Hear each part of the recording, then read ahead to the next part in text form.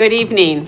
I'd like to call to order the Water Pollution Control Authority and Town Council meeting of North Branford, Connecticut on Tuesday, February 17th, 2026 at 6:30 p.m. Please join me in a salute to the flag.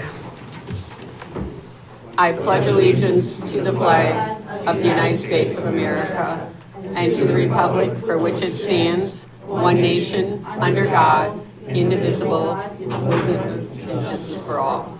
Amen. Okay. Roll call. Mayor Angeloni, Here? Counselor Diamond, Here. Counselor Goad, Here. Counselor Mace, Here. Counselor Miller, Here. Counselor Policia, Here. Counselor Whitworth, Here. and Counselor Zampano. Here. And Deputy Mayor McMillan is online. He's joining us via Zoom tonight.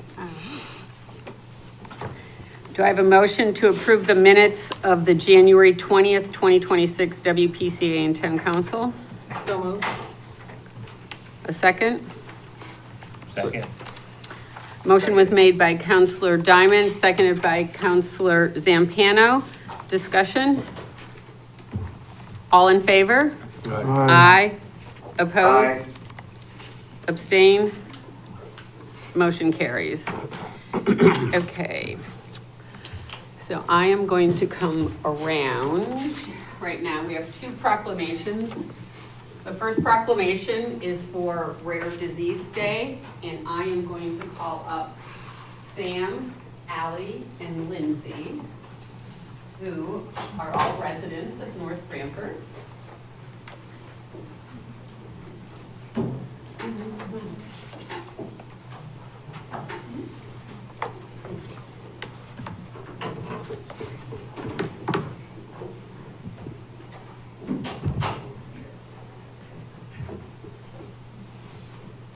That's okay.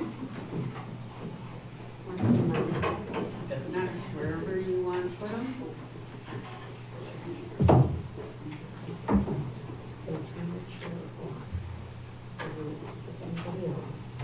Okay. Allie. And we have one other person who could not be here tonight. Her name is Noelle Altman, but her mom is here tonight to represent Noelle. So I am going to read this proclamation here.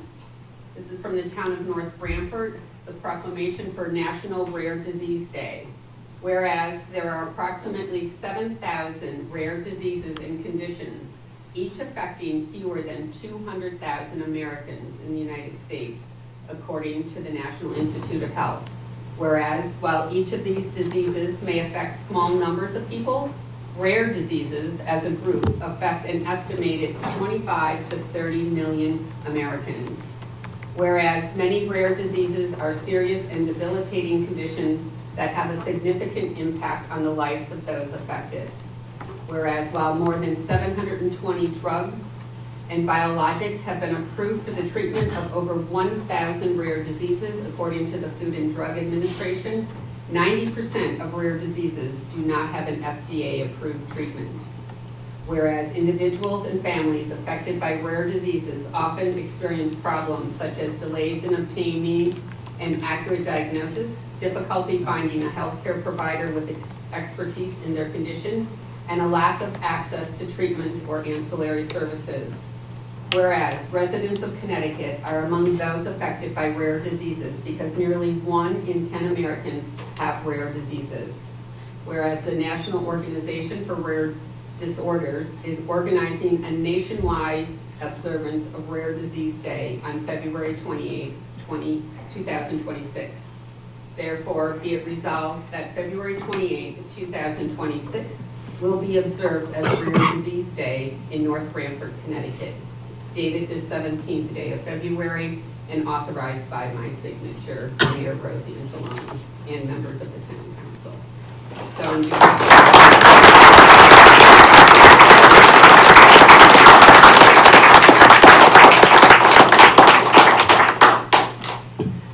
I would just like to say that I have known Sam, Allie, and Lindsay for many years. I know Noel's family a little bit from my time when I worked at Tucket Valley and older siblings. And this truly affects not only these people, but they also affect their whole families. And their families have given tremendous support and have dedicated their lives for their children. And it is an honor for me to present this proclamation to all of you. So if the family would like to come up, you are more than welcome. We will take some photos.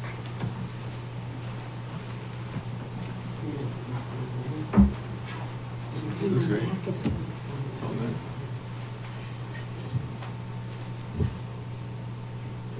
Get us all?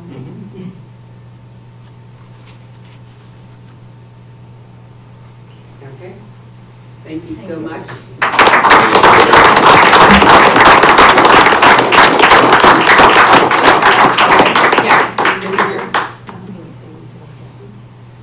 We did one for the whole thing, because I know it was going up, because they requested the same thing, and you're going up to the state with it. Yep. Okay, thank you More than very welcome. much. Thank you. Thank you so much. You're quite welcome, and thank you for the cookies. You're welcome. Thank you. Take you to the meeting.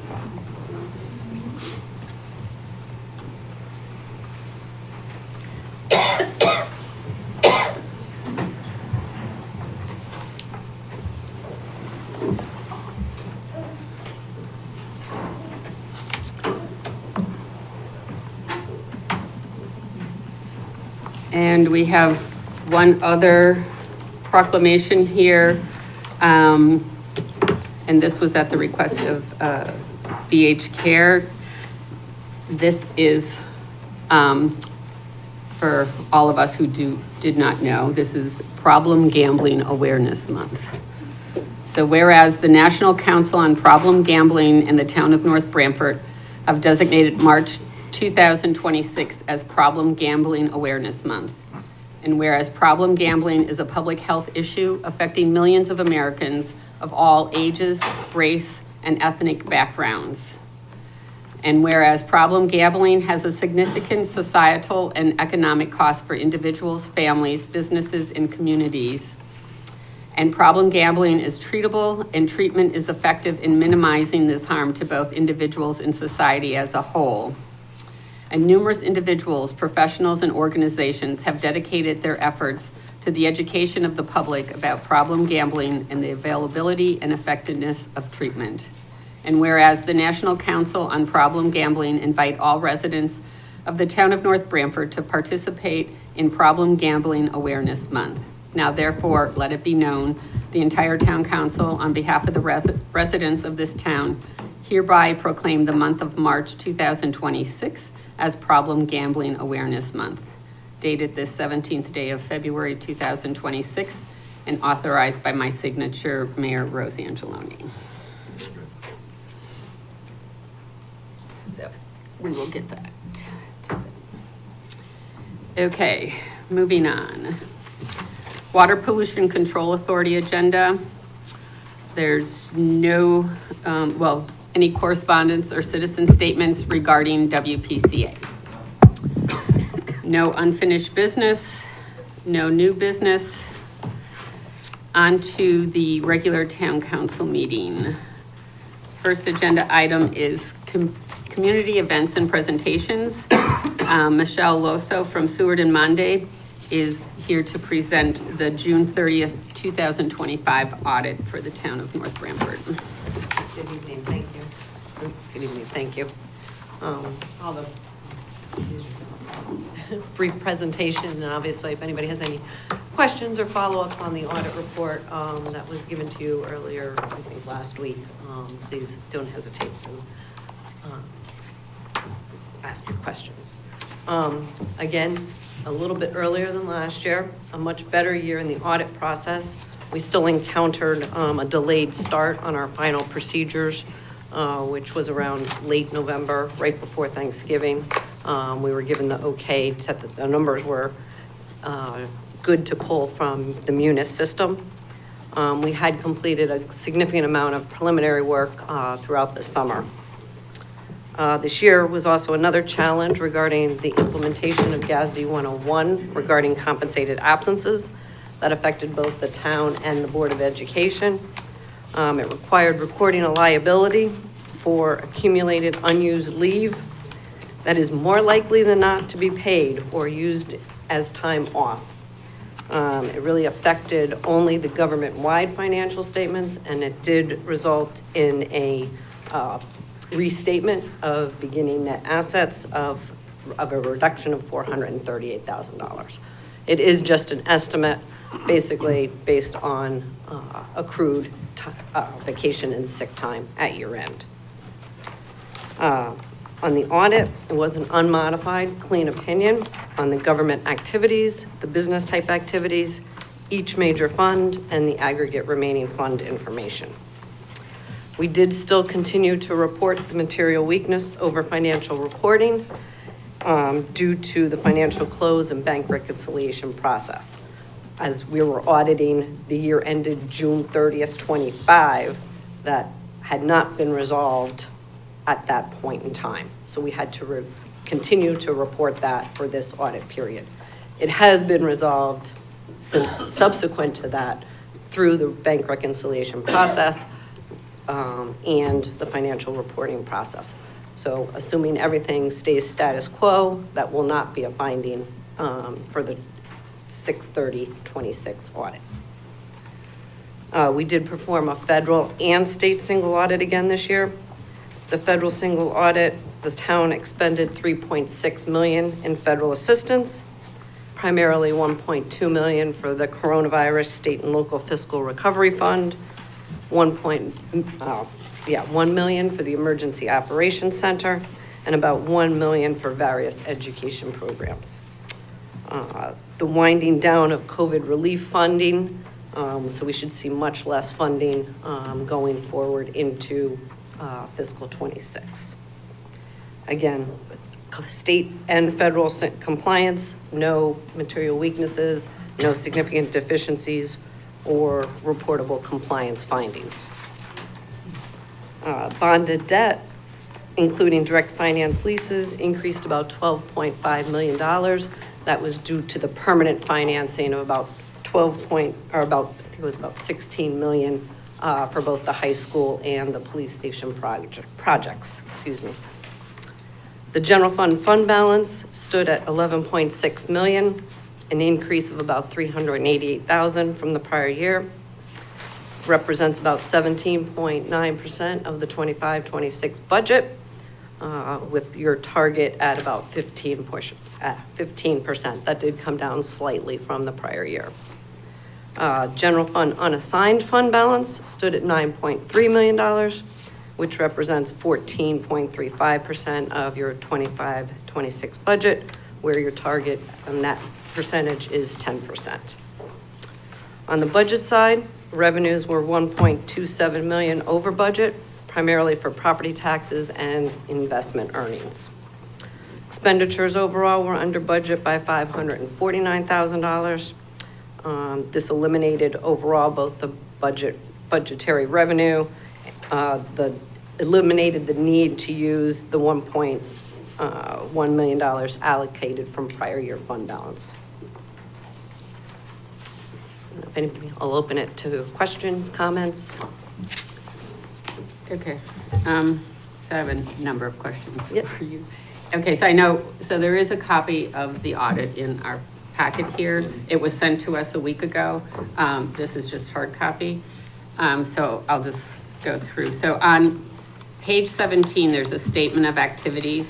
And on here, it has the government activities and it lists the different departments. Yes. And for education, the number here is 37,335,000, which is more than their budgeted amount.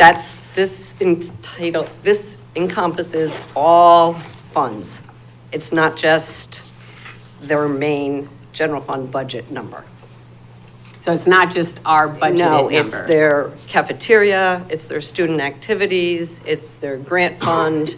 Anything Board of Education related is on the full accrual statements, which are on 16 and 17. Okay, that's what I wanted to Yep. know, is why it was different than and then under on that same page, under program revenues, there's a column that says charge for services. What would that encompass? It could be a variety of things. It's ambulance billing, it's town clerk fees, it's police fees, it's student activity fees, it's any kind of licenses, permits, things you charge for all of your funds, not just general, again, not just general fund. Okay. All right, because I was just looking because education had, a large amount, it's $1.3 million. Well, that's going to be also any student activity fees that run through their student activity accounts. It's the Family Resource Center fees. Oh. It's also cafeteria fees, the charges for Oh, the okay. cafeteria program. So it's Okay. all of that combined. Okay, so when you're auditing both the town side and the Board of Ed side, on the Board of Ed side, do you audit like the cafeteria and the Family Resource Center? Well, yes and no. So we're required to audit, for the most part, the major funds. Not that we don't look and review bank reconciliations, trending for some of those programs. We definitely audit the grant revenue and expenditures because we have to audit that for compliance as well. Okay, that- yep, Okay. okay. And investment earnings, does that investment earnings include all of the pension accounts? No, that's the only thing that's not in this government-wide statement are any fiduciary funds. The OPEB fund and the pension funds are excluded from these two statements. They have separate statements. Okay, so how is the investment earnings? I mean, so it's taken in as income, is it offset with anything? I mean, like, if it's coming from, my guess is we're investing in short-term CDs and that type Yeah, of there's a thing? variety of vehicles that the funds are invested in. This also encompasses, the library has funds. So if they have some of their funds invested, this statement encompasses every fund of the town other than pension and OPEB funds. So it Okay. consolidates everything. So those investment earnings, do they go to the specific fund that they're? Correct, that is earning it, correct. Is earning it? So, okay, So in the details, as you drill down, you'll see each fund has some investment earnings. okay. Okay, on page 24 is the sewer. And I know every fall, like usually in September, we have a meeting and then we have to set the sewer fee for the next year because sewer is October Yep. and April. So according to this report, we lost money in our sewer things. So that kind of tells me that our fees aren't high enough Well, on here, or is this? or is Again, it- yes and no. You also record depreciation on this statement.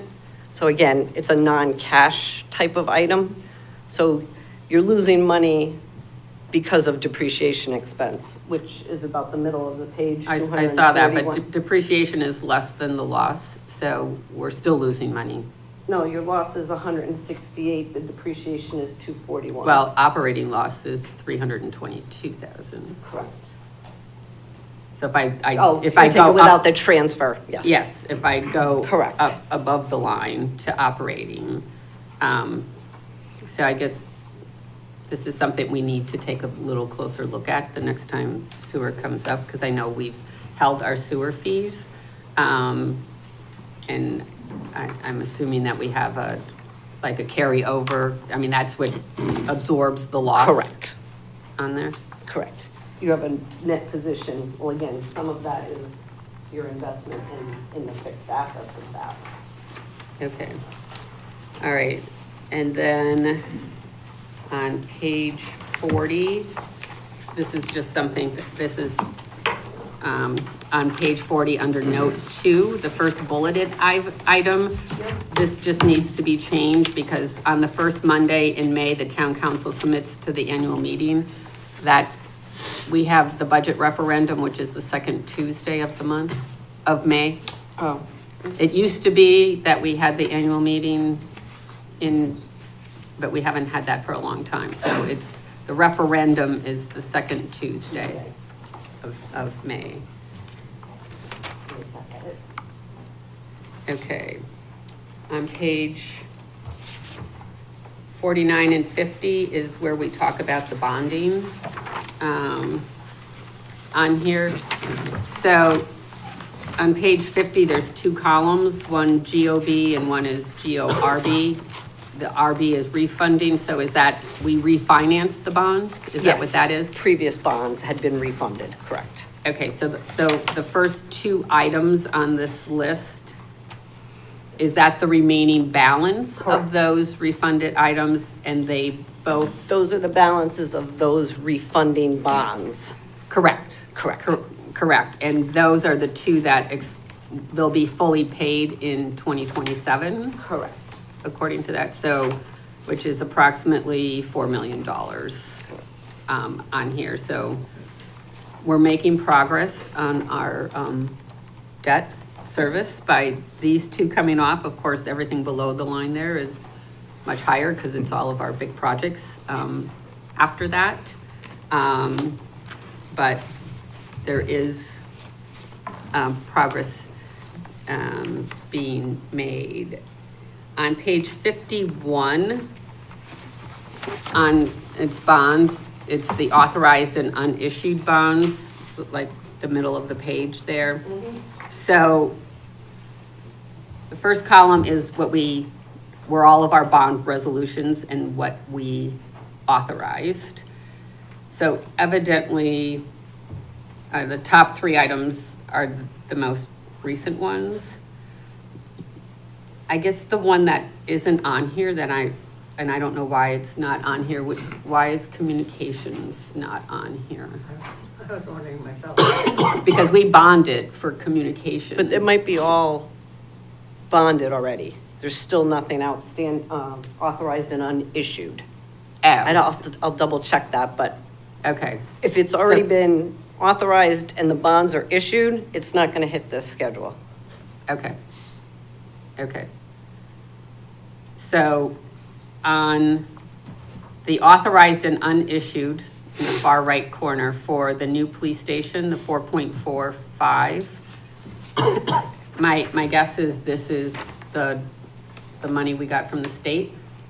Right, because you had to authorize the full amount. In Correct. case the grant money didn't come in. So what's reflected there is the amount, that's the $4 million from the state and the $1 million for the. Well, the state was 4.5 million. Right. On there, okay. Did we get that money from the state? I believe so, yes. And the same with $1 the, million, no. how much? $1 million for the EOC? No, the 4.5. Yeah. From In the state. 25, 26 though, correct? I Uh, don't remember you getting that. Not sure. And the 1.6 million for the Stanley T roof project, because that was from the state also.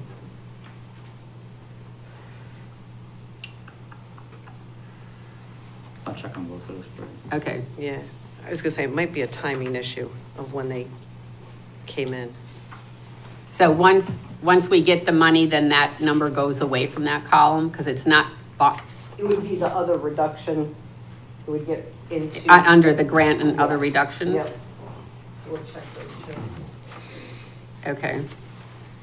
And on the North Branford High School gym roof, this was the old high school that we put the roof on, but then we tore the building down in a shorter period of time. So are they disallowing roughly $195,000 out of what was authorized? Is No, that I what think that that means? was that's actually a grant for that project.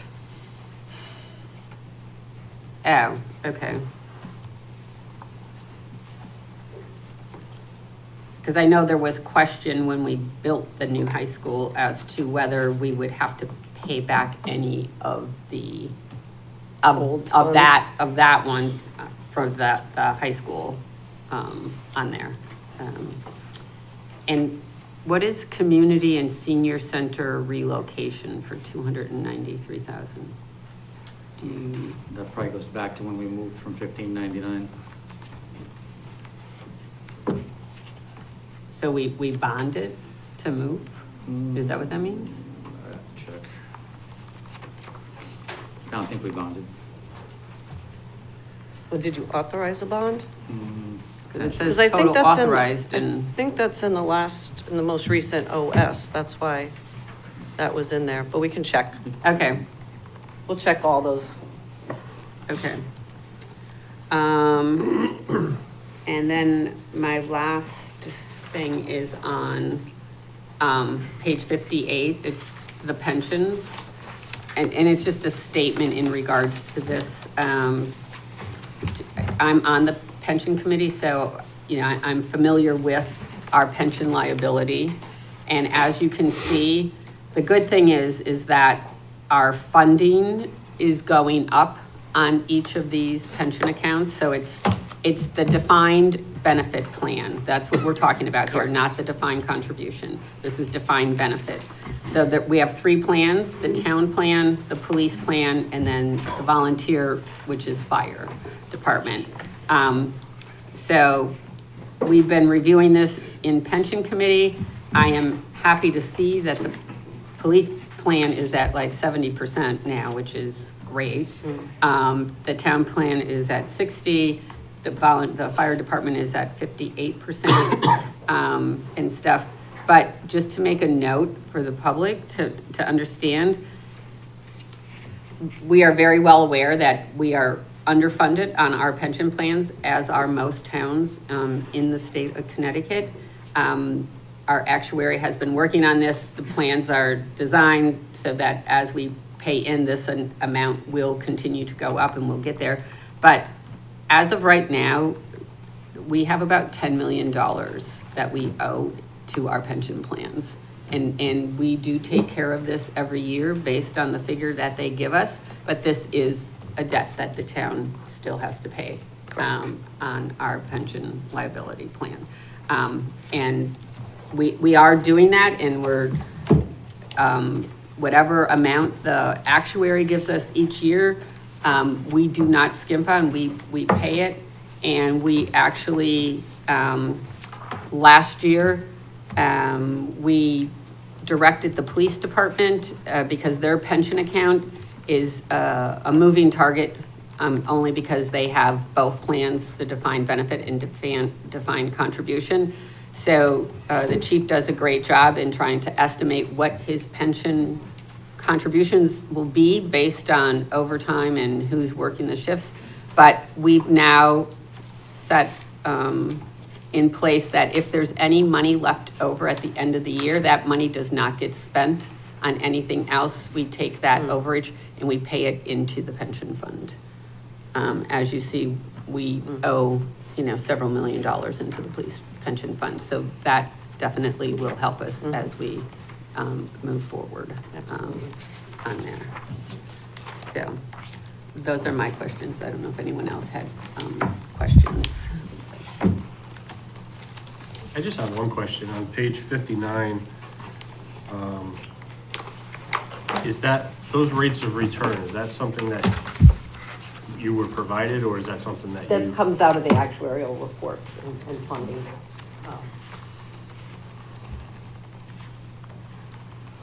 Seems like it should be a little better than that. Well, you got to remember, the town's pension plans are at a much more conservative level than what your personal plans would be at, because we are the fiduciary for those plans, so we cannot do risky investments. And there is a policy that the pension committee has as far as investments. And actually, there is a chart.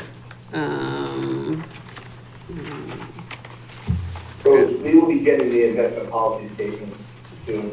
We're gonna meet tomorrow, and we're gonna request that to get updated, and we'll send that, pass that out to the council members as well. But you're absolutely correct. It's a more conservative approach for a long-term approach versus But- utilizing more equity-based investments in a natural individual retirement plan. Different than an institutional. Yeah, there is a chart in here, let me see. On one, 'cause I- 57 is your, basically your policy of your target allocation. Well, that's the target allocation, but there was a chart in here that showed over the last 10 years what Oh. what we've earned on the pensions. And the last 3 years, we have been like 11, 12% in the pension funds. Oh, here it is. It's on page 85.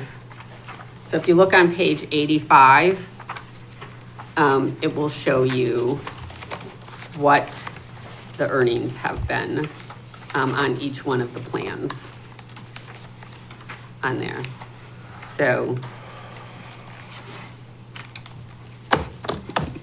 So we have done much better. 22 was the year everyone's 401k took a dive. But as you will see, they're doing much better than they were. And we also did change companies. And we went from the single digits to the double digits. There. So, That's a huge difference. but of, The change from 20 to 21, is that when we changed from 20 to 21? no, we changed back when it goes from the single digits. 22 was the market. 22 was the market, yeah. But when we actually changed companies, it was in the, the era of 17, 18, 19. Yeah, I remember when we were looking at these numbers of .18. Yes. Yeah. Yeah, It was a and- big deal back then. Right, yes. Okay. So they actually have been doing better, and which, when the numbers are like this, and, when they do the actuarial studies that they give us and their predictions, and they're predicting a much lower base, they're at like 6.5 or Yep. whatever, that definitely also helps us when we have these years to get us more towards, it adds in so that we have a higher percentage rate of Right. I funding. mean, with any of the pension plans with the defined benefit, with these three, you have to realize your plans are closed. There's no new participants going in there. So, obviously the participant level will come down. They'll just move to retiree status.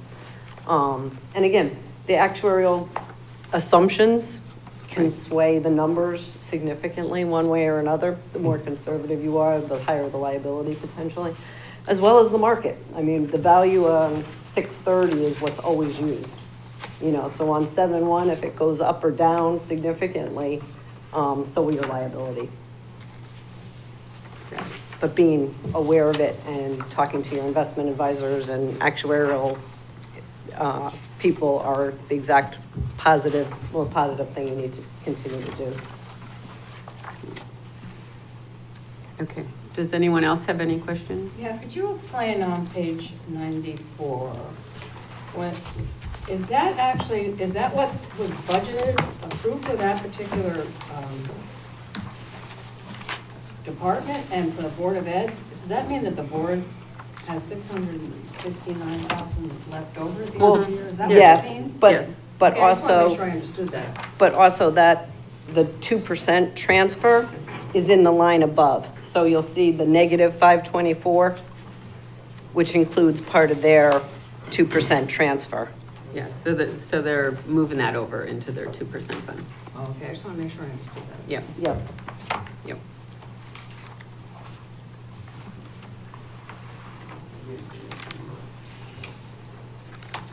Okay, any other questions? All right, well, thank you, Michelle. This was very informative. Glad we got it in a more timely fashion. myself, I, please? Excuse me? No. I just No, want to, what is the next step? I need to talk on my behalf. Yeah, it's not time. When I will let you know? I will let you know, Yeah, yes. because I thought you were asking any questions. It's for the board here, for our presenter right now. Okay, but I am talking to the Yep, board yep. about When it went under education and Under stuff like public that. comments, when we get to that Yes, I point. do understand that. I do know the law. Yeah, so when we get to that point, we'll Yes, ask. and I do have to represent myself. That's fine. Thank you. I got permission for Attorney Enrico Carson. and Wendy Okay, so we're Montoya. going on with our meeting, All so, right, thank you.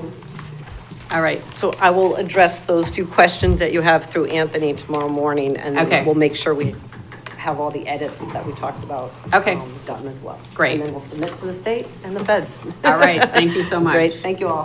Thank you. Thanks, Michelle. You might need to show that's why I got it. Okay, so we have a public hearing. So it is, it's a notice of a public hearing. It's for proposed ordinance number 2026-01 entitled Blight Ordinance Revisions. And Marie, could you, Look, is that in the, there should be something right. inside? If it's not, you can have this one. Okay. You got it? Notice of public hearing. The North Branford Town Council will hold a public hearing on Tuesday, February 17th, 2026 at 7 PM in the North Branford Town Hall Council Chambers. The purpose of the public hearing will be to hear comments on proposed ordinance 2026-1, which amends chapter 120 of the Code of North Branford entitled Blight, as summarized below. The proposed revisions to the blight ordinance add the following new language. Upon application to the town council, after hearing and for cause shown, may reduce or abate civil penalties and costs imposed hereunder. A copy of the proposed ordinance is on file in the office of the town clerk and posted on the town website. Dated at North Branford, Connecticut, this 27th day of January 2026. Lisa A. Valenti, MMC, North Branford Town Clerk. Email public comments to public-comments at Town of North Branford, ct.com. Publication date February 12, 2026 in the Sun. Okay, so it is 7:07. We will open up the public hearing at this time. And let me just- So there, any comments from the public in regards to the blight ordinance change?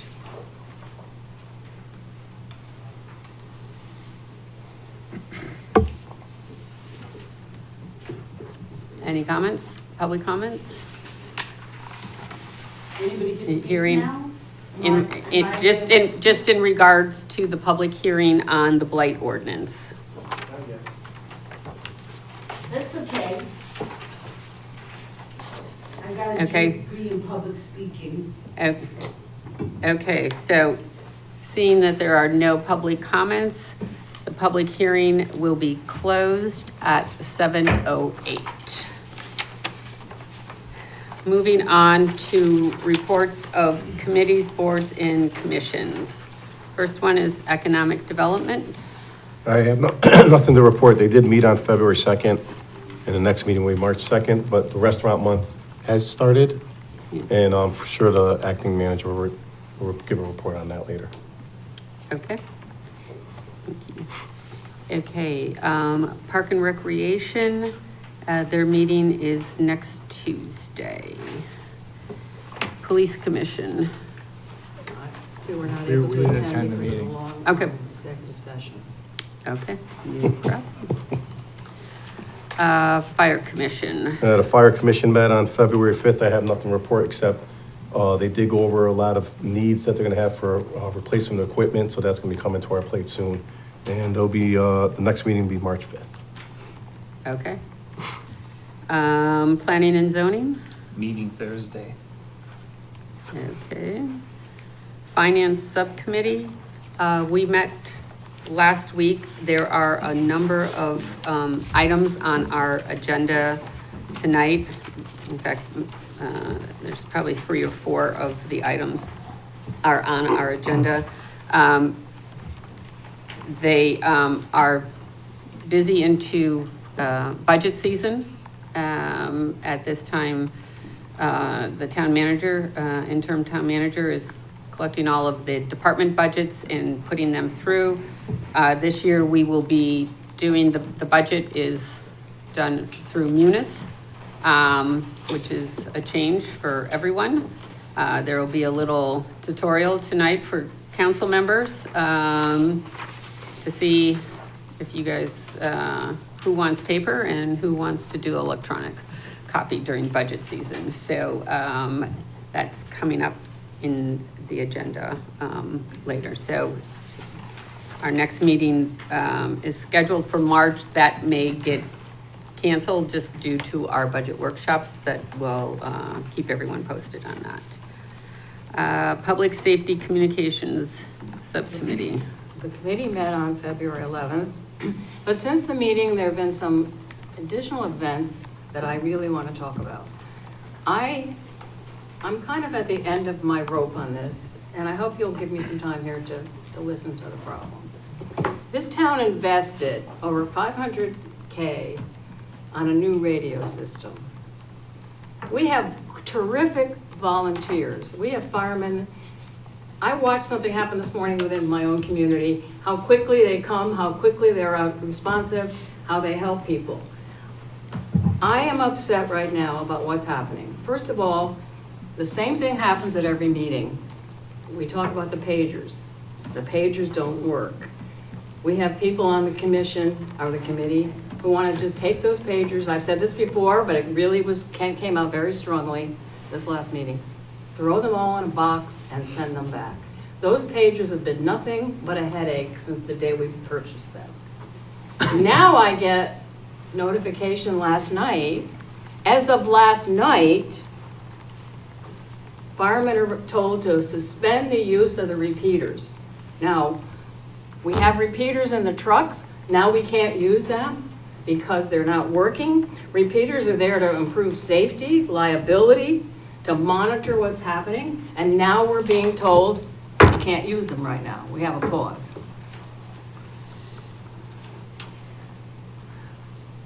I have to say that because of the problems we're having, people are stepping forward. First of all, I have to give a lot of kudos to the police chief.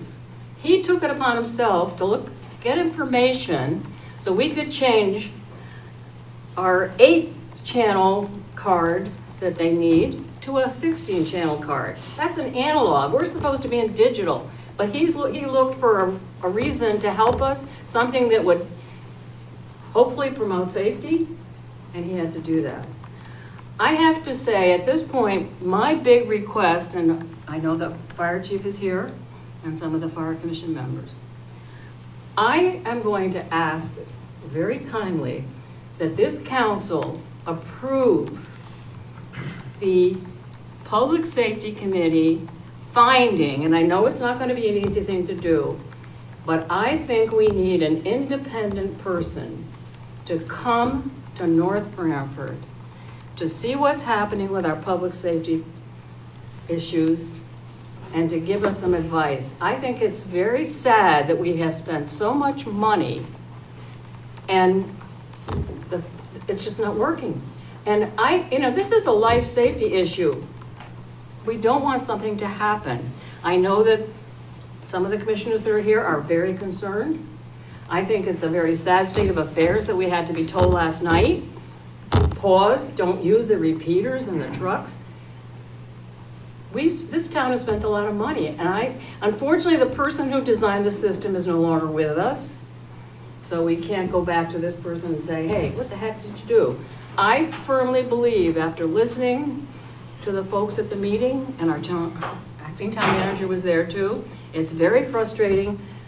I respectfully request that the town council give us the authority, and I know it's not going to be easy to find somebody, but I will help find that person. We need an independent person to come in and evaluate our system right now. I feel, I have a question. I feel very concerned about it. Marie, you putting this to a motion? Well, I don't know the difference between a request and a motion. What is she doing? That's well, all.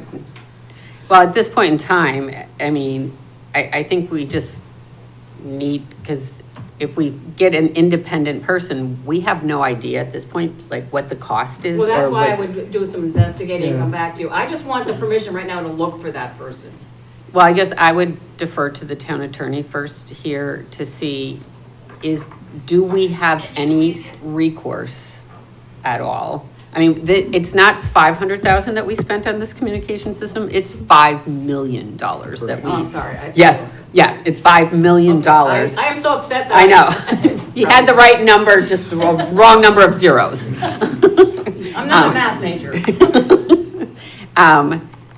So, just, I don't know what our recourse is. Yeah, without saying too much publicly, rather than Yep. in an executive session, this is a matter, that we were brought into. Last year, we went to a number of meetings. Yes, And you it did sounded come like and we help. had a solution, But the it- town had a it's a lot- solution at that time. Things were working, different protocols were established, and we were all, I think, very optimistic that, at least for the radios, we finally had something that was working. And it's a little shocked and unfortunate that within the last week, the system failed again. And communications could not happen between some of the commanders and some of the firefighters, which I agree is a huge safety issue that shouldn't be happening. And the question is why? Why is it not working? Is it the design, the initial design? There's a lot of anecdotal back and forth as to whether this is the right system, whether it wasn't, why it's not working, will it work, what needs to be done. I would agree. I think that having someone independent look at it is probably something wise to do. And we can commission it through us if you want to, have it protected by an attorney-client privilege once you come up with that individual or that entity, to try to see why is your system failing. Well, because it's our understanding that this same system other towns use, correct? Actually, the town we would look at would be Trumbull. They have the system like that. And they use it successfully, I understand, other towns without the problems. I don't know, Anthony called them to see if we could find somebody to help. I don't know if he got anywhere. The only response I got from the gentleman that I texted that day was that he was gonna put me in touch with somebody else that was more versed on it, and I have not heard back from that person yet. I don't see the harm in looking for somebody at this point in time as an independent. We could either do it through Marie's motion or through a motion that we have council do something on our behalf. But I agree with Marie in this sense that it affects, 15,000 people in this town, that may need it at some point in time. And the failure could cost somebody their life. So we should do something tonight, I agree. Something's gotta be done. Yeah, it's just, Something's gotta be done. I used to be on that committee, and I think it's long overdue, quite honestly. I think as soon as those failures started to mount up, action should have been taken. I had asked, I forget what meeting that was, it might have been like a year ago, was it a good idea to just scrap the whole thing and start all over? And I was assured that, no, that would be more troublesome than just trying to follow through with the fixes. Now, town attorney shaking his head, he was there, he remembers. And I think at some point you just have to start over because they've tried. Anthony, how many fixes have they tried? More than you can count. And it's like, enough's enough. I just add 2 cents in there, you can come up. I'm You wanna just- Ed Prunier, just- I'm yeah. chairman of the fire commission. I'd just like to say, I know there's a couple of new guys here. I don't know if you know what's been going on since forever. We have nowhere to turn. It was asked the other night, as Marie said, the person that designed the system is deceased. He passed away. So the big question is, who could we turn to that could help us, guide us out of this hole? We can't come up with anybody. There's nobody that's willing to take the reins and say, will help you, you know. Who works for the state, don't want to get involved, who works for Norcom, don't want to get involved, who works for Motorola, doesn't want to get involved with the town of North Branford. You know, somebody designed the system, you know, and now they're telling us, I mean, you know, the 500,000 that Marie, that's what it cost us for the repeaters. Now they're telling us we can't use them. So that's $500,000 we threw away. You know, we should have never had them, they should have never been installed. So, I mean, nobody's actually taken the blame here, and the attorney was at the meeting in June, or when we gave them until June, they promised us that they would fix the whole radio system by June. You were there, we gave them until July, we gave them an extra 3 weeks. They argued, we don't need it, it'll be done by June, it'll be done by June.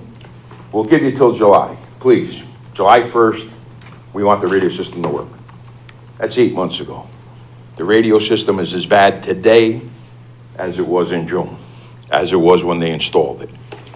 Everything that they said that they fixed, they rebooted, doesn't work.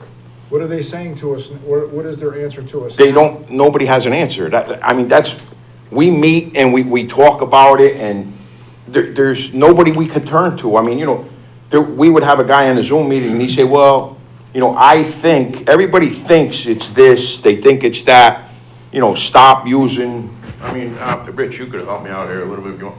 Stop using your, you know, your 800 band, go back to where we were. So if we're gonna go back to where we were, give us all our money back. Give us our old radios back, and we'll go back to where we were.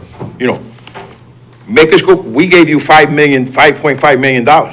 You want us to go back to where we were, give us our money back, and we'll go back. Thank you, and I think Rose alluded to that there with council.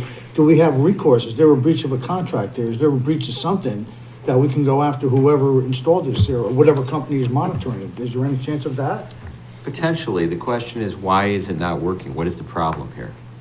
Because they did some changes, and it was working apparently after this summer, after we went through this exercise last summer of bringing in corporate folks from Motorola, writing to them at their headquarters out in Chicago, as I recall, their legal department, and getting folks out here to do something. It seemed as though it was working. Once we got everything, Well, it was working. yeah, they until- rebooted the pagers, Not the pages, I'm talking about the radios in the trucks when you arrive, and fire ground, and which truck went into the repeating mode, which became the control truck, if you will. Right. Just so everyone would have that. And that is my understanding, that seemed to be working until this incident we just had, where it stopped working. Well, I mean, there was a couple of glitches along the way. It wasn't pristine. It was working, but not. It wasn't not working pristine, but it was- the way it was supposed to work. It was working in a manner that the guys were safe. Yeah, the but ladies were everything safe. was, well, we could do this to make it work, and we could, which we shouldn't have to. I mean, you know, we're pulling up on Fire Scene now, and we're going to the old style radio system because we knew it worked, but we have a brand new radio system in our truck that we gotta keep kicking off to go back to the old style when we're at a fire scene. You know, so I mean. Is there anyone that knows how it's supposed to work? Well, I mean, there is towns, like we said, you know, No, I Trumbull- mean, do we have anyone in our No. network? Okay. No. And then, because then we need to identify, if we know how it's supposed to work, what's not, of course, what's not working, right? So we need to find someone definitely independent that can That's exactly what I'm saying. Somebody, and I look will at help it and search for that report back. person. But I don't know, you know, I certainly wouldn't know where to look for that person, but there must be someone out there that has that That's the knowledge. problem. We don't know what avenue, you know, who do we talk to find a person like that? You know, everybody we talk to is either from the state or from Motorola or from, they're not giving you. They said Trumbull's working, why can't we contact Trumbull to see how? Well, we their were system willing works? to even take our truck up to, we Yeah, offered to take our truck up and, you know, put it side by side and say, what do you have on your truck that we don't have? Or what do we have extra that? We were gonna sit them side by side and say, you know, and everybody seems to lean towards, Is it one truck? no, it's all of them. So, they're all set up the Yeah, same way? they're all I'm set up the just- same way. I don't have that knowledge. Yeah, I mean, believe me, for me to tell you, I know everything about radios, I know your key to mic is supposed to work, that's all. You know, but now sitting in this meetings and it's not working. You know, so, I mean, like I said, just the money that we spent, and we're at a roadblock really, because we don't know who to talk to. I mean, nobody's giving us any information to say, well, you guys gotta go to this person, or call this person, or call. But I'm willing to work with a chief to look for somebody. I think we need an independent person. Absolutely. Okay, so if you want to make a motion. Is it, could it also be, Ed, a training issue, or? No. No, okay. No, it's Just definitely not. Throwing that, and just Because making sure, 'cause- they come down with their computers and they sit in the truck and yeah. they do whatever they gotta do, and they're taking our pagers and they're doing whatever they have to do, and, Then when they leave, it goes back and to it's, the old. and in the end, it might last 2 weeks, all right, the radio said, but they take the pagers, the last time they rebooted them, oh, it'll never happen again. I mean, it happened 2 weeks later. 7 pagers went out. And now it's, I don't even know how many it is now. They're just I was in a rebooting meeting them. with Rory today, my pager rebooted. Yeah, and it wasn't supposed to happen after the last they promised us, oh, no, this is it. This is the final update, blah, blah, blah, blah. Brian, do you have any, in your network, any contacts with Trumbull? Oh, yeah, we represent Trumbull in some matters, so yes. Well, I'm sure maybe we you can go. reach out to them Yeah. and talk to Okay. them and try to figure, there's 2 separate issues, Mr. Mace, just so you know. It's radios on the trucks and the handhelds versus the pager devices, I guess we call pagers, which individual firefighters have to get summoned to a fire. They let them know when there's a fire they have to go respond to. There's 2 separate issues that have been going on here, kind of interchanged. Separate, but both fire department related. Related. And as it relates to the radios in the truck, there's actually 2 pieces. There's the state system Right. is our dispatch channel. That's working fine. It's when we go into the fireground mode and try to talk on fireground, that's where we experience the problem that we can't communicate from me to you. The chief was there at that, we had a fire on Super Bowl night. And it's very frustrating when you're trying to give orders and you push the mic and you get, won't let you talk. Or you get the bonk tone, that it won't let you talk. So it's kind of like, firefighter safety, as Maria had mentioned. If someone was trying to do something, serious or dangerous and try to get out, and they couldn't get out, it could be a situation. So, but don't confuse, the entire radio system, the dispatch piece of it is working. That's the state system. The fireground is basically, it's actually the police, old police UHF channels that we're using for fireground. And that's where we have constant problems. And again, it was working fine until Super Bowl Sunday, then it was terrible. That's what's frustrating. They spent a lot of time getting it working, so when the firemen arrive on a scene, it's my understanding, instead of going back and forth through a headquarters location to relay all these communications, the first fire apparatus that pulls up becomes the home, if you will, or for lack of a better word, the home base for every other fire truck and every firefighter with their radio. So if I want to talk to Anthony, there's things repeating around so everyone can communicate nicely in a little group. And not everyone has this system. That's the other thing. You have towns around us that don't have the same system for the fire ground, which is a little different. So it's an advanced system that they finally got working, but apparently now has failed again after all this. The firemen get there, they get the dispatch, then that's where the problem kicks in when I want to talk to Anthony or the guy inside the building or the guy out by the water pumper or the tanker. That's where the system. Yeah, but if a fireman is inside the building, he can't get out, and he's trying to That's why this is so contact important to somebody have a where he is, system that works location for correctly. help. Correct. It's not working, so that fireman is in danger, or if there's a person in there, the fireman's trying to get out and he needs help or she needs help. Correct. So we have to do something. That's We have to great. do something. Yeah, so, Marie, do you have a? I'll coordinate with Marie and Marie and I talk and, yeah. Oh, I'm sorry. No, Okay. you was just That about to we make a motion. investigate having an independent person evaluate our system, our public safety system. I'll second that. Thank you. Okay.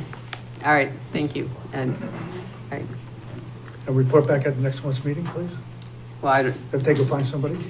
yeah, I mean, they'll start working on it. I don't know if they'll have answers for but they can But this start working. it'll be a priority. Right. It'll be a priority. Thanks. Sure. One thing I wanted to say, it's definitely discouraging to all of us, and so everybody out there that maybe this is news to, or new council members in the past couple of years. This is my 7th year on the council, and my first year on the council, I went to a police meeting, my first year, and that's when Bill Stewart was the chief, and he was speaking about how they had problems with the radios, and how bad the radios, how they couldn't communicate, we have to get a whole new system. This is 7 years ago. And I sat over there, and like my first year in, I will say I was a rookie, I came in, I spoke up and said, I don't want to spend another dollar in the town until we get this straightened out. That was 7 years ago. Well, we spent the money. We spent $5 million and we're back to square one. That is No, we're worse now than we were square one. I just That's got his unbelievable. contact name of the person to call. Deputy Chief Rob Murphy. In trouble. Okay. So It's not the, like we haven't tried. so the motion is on the floor and second was made by Counselor Diamond, seconded by Counselor Mace. Any other discussion? All in favor? Aye. Aye. Opposed? Abstain? Okay, motion carries. Thank you. Okay. Thank you.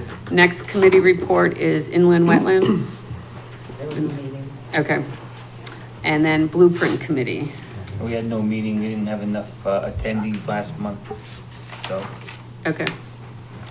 All right, town managers report. Good evening. The town has an ongoing code enforcement action taking place at 267 Branford Road. There were notices of violations dating back to last year that resulted from complaints by tenants at that property. Town staff were working with the property owner to get the violations remediated, and then 2 weeks ago during the cold snap, a pipe burst and caused significant damage. As a result, the structure was deemed uninhabitable until the resulting violations were remediated, and the residents were temporarily relocated. The town staff continues to work with the property owner to remediate the violations and to get the residents back into the property as quickly as possible. Are all residents displaced or just certain apartments in that building? As I understand it, some of the damage involved the electrical system, and obviously with the pipe that burst, the water in the property was compromised, so I believe the entire property was uninhabitable. Okay. Sorry. I believe it's located as a specific building. I think there's maybe 2 or 3 buildings on there. And it's a specific building and it's several units within that building, not the whole, not all. Okay. Units. So yes, there's still apartments there that are viable. Okay, thank you. The Public Works Director provided a budget update for the Finance Subcommittee following the large snowstorm that occurred on January 24th. And so with numbers as of January 28th, the salt budget is at 110,000 out of 160. The brine budget, so there's a separate budget for the liquid brine that they dispense on the roadways, is at 15,000 of 17,000. The contractors from that one storm were 32,000 out of 20,000 that was budgeted, so that item was exceeded already. And there's only 31,000 remaining in overtime for the rest of the year after that storm. And finally, the parts budget is at 85,000 of 153,000 budgeted. We were fortunate to dodge the nor'easter that was forecasted the following weekend.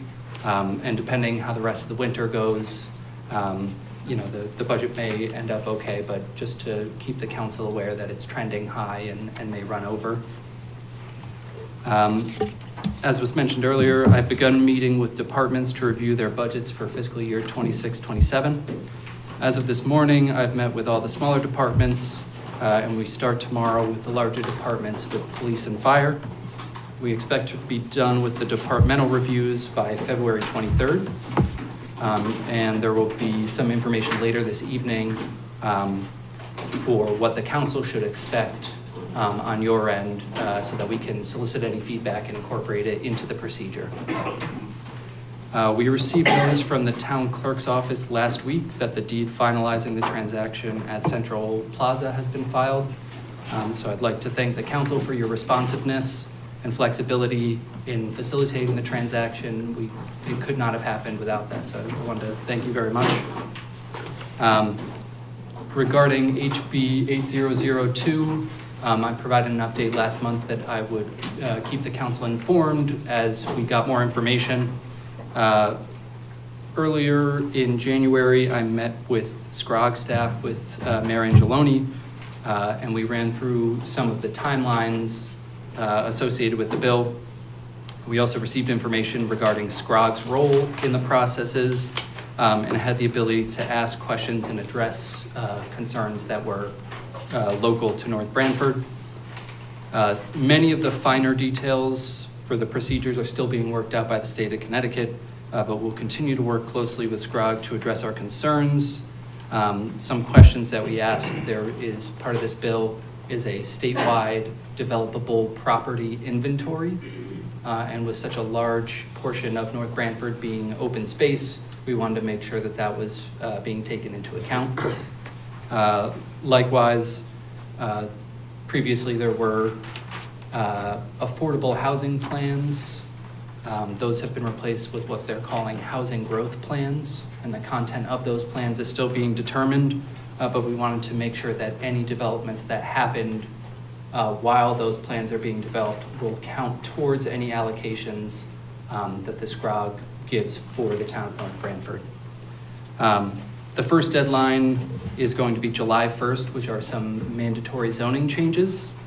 The town planner is aware of those requirements and is awaiting the outcome of the legislative session that is ongoing in case there are any changes. Additionally, I attended a Greater New Haven Chamber of Commerce meeting on February 11th, where the Secretary of Housing was present. I asked her some of the questions that came up during the discussion with the SCROG staff, and I was referred to the SCROG staff, so we'll continue to work with them.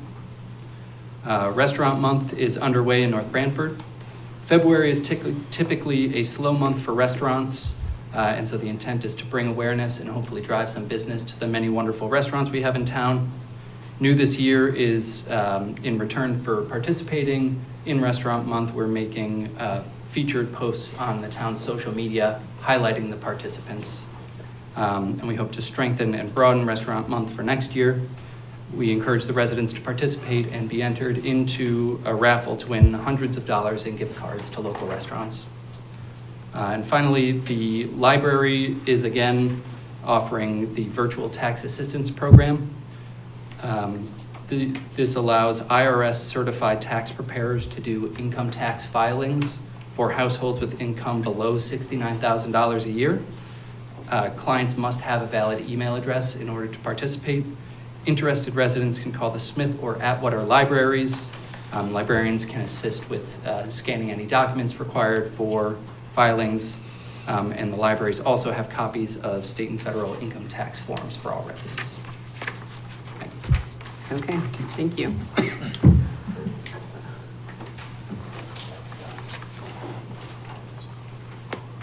Yeah, just want to mention, I don't think I'm the only one on this.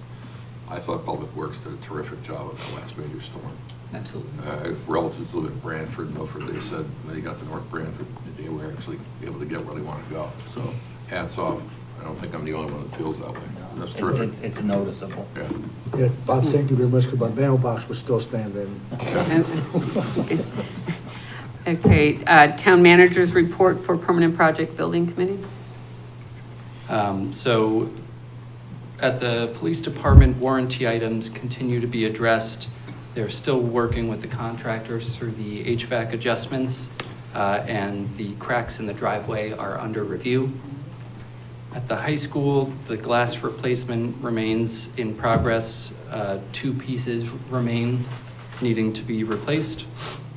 They're investigating the green roof leak, and it should take place over February and April break. And then warranty and closeout review remain in progress. At the Edward Smith Library, the HVAC bids are due March 4th. At the high school, the storage building, we're awaiting construction season to get the specs together for bidding. At Public Works, construction remains in progress. The furniture has been installed, and there's been no change at Stanley T. Williams. Okay, thank you. Okay, next item on the agenda is citizen statements, petitions, and correspondence. I'm next.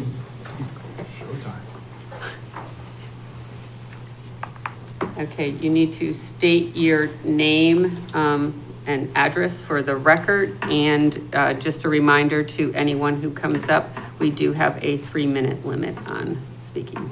Okay, today is my first day attending this project here. I'm talking about my houses that I own in North Branford. Could you state your name for the record? My name is Michelle Rosa, date of birth We don't need date of 0709. birth, we just need Well, I address. do like it because I'm proud of myself. My attorney is no longer my attorney anymore. She wants me to be my accountant for my houses and stuff. And I did win with, he became a judge. He was my attorney, Enrico Karsha. So I have my residency back for, it's a certain word for, I have my own estate in Leeds Island Road. I told the Branford Police that I wanted to make a donation so they could make Are it. you a resident of North Branford? I have housing that has paintings in there. I want to move back to my housing, and the ones in North Branford, I want to knock them down and sell the land because they're mice infested. So You're a that's property owner in town. You own property in town. in North Branford, Northford. They told me to come here in Branford, and there's this nice lady. I thought maybe I could rent a room. She could rent a room for me. She works at Karen's Corner, her and Gus. This is not Branford, this is North Branford. so- Yes, I do understand that, but Branford told me I had to come here to get my taxes, where my property's at. Okay. And Wendy told me when I move, I have to go to court, to get my property. Okay, so what is your comment, because you're using up your time here? so- Yes, I just want to know where those houses are exactly. I do know the direction how to get there, but I don't have it on file. It was only You want to on. know where your houses are in North Branford? Yes, and the taxes that are owed, there was people just renting them out. You should probably stop in tomorrow to the tax assessor, see them, and then talk to them about the houses and find out where they are and, whatever you owe, whatever you have to do with those houses. Yes, because they Well, were that would be supposed to the pay tax me assessor. extra 500 every year. When they first opened, it was 1,650. Okay, so there's nothing that we can help you with here tonight because we don't have access to any of that information. You would have to come during when town hall is open between 8:30 and 4:30. Okay. And someone can help you in the town hall tomorrow. to Yes, get I do that want those houses knocked down, Well, that you would have to find out. but you not can- the ones in Stony Creek. Those That- houses are gorgeous. Those aren't ours, Well, so you can we don't. definitely Yeah, check with them. but who does Stony Creek? Branford. You would have to go to Branford for that. No, the right down here, not the one by Stony Creek CVS. Stony Creek is Branford. We do not have anything to do with Stony Creek. I'm the assessor, my name is David. Hello, nice to meet you. I'm across the hall tomorrow, 8:30 to 4:30. Okay. I'll help you out tomorrow. All right, well, thank you. Yes, so Okay. that could be guided. Thank I you. came here to testify and tell the truth. Okay, that's you. fine. Thank you. I don't have to hide. Nope, you can come And I am a tomorrow. veteran too. Okay, Dave Thank Ambrose, you. our assessor will help you. Thank All you. right. Thank And I you. need to live with my son again. Okay. Thank Are- you. Are there any other citizen statements at this point? Okay, we're gonna move on to resignations and appointments. The first is a resignation of a fellow counselor, Ron Pulicia, is resigning from the town council effective February 18th, 2026. I would just personally like to thank Ron for all of his contributions on the council over the years that he has served. We will miss you, and thank you so much for your service. I just wanted to, we don't have to act on resignations, but I did want to acknowledge everything that Ron has brought to the table for us, and we will miss you and wish you the best of luck. So thank you.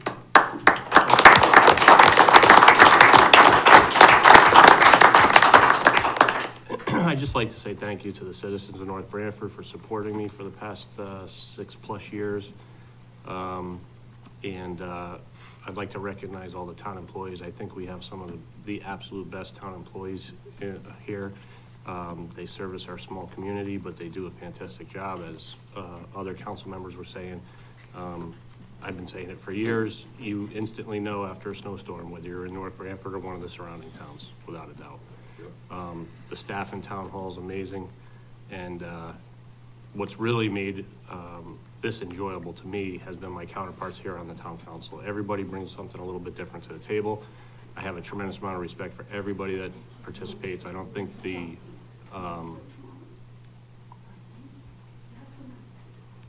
the public realizes how much time is put in behind the scenes, not just these meetings, and how much all these individuals truly care about the community. So if you look back on our voting records, a lot of stuff was unanimous. You know, we've had some spirited debates over time, but that's what we should be doing. And so I'd just like to say thank you to everybody up here and all the previous members as well. You guys have, you know, you definitely made it worthwhile. So thank you very much. Thank you.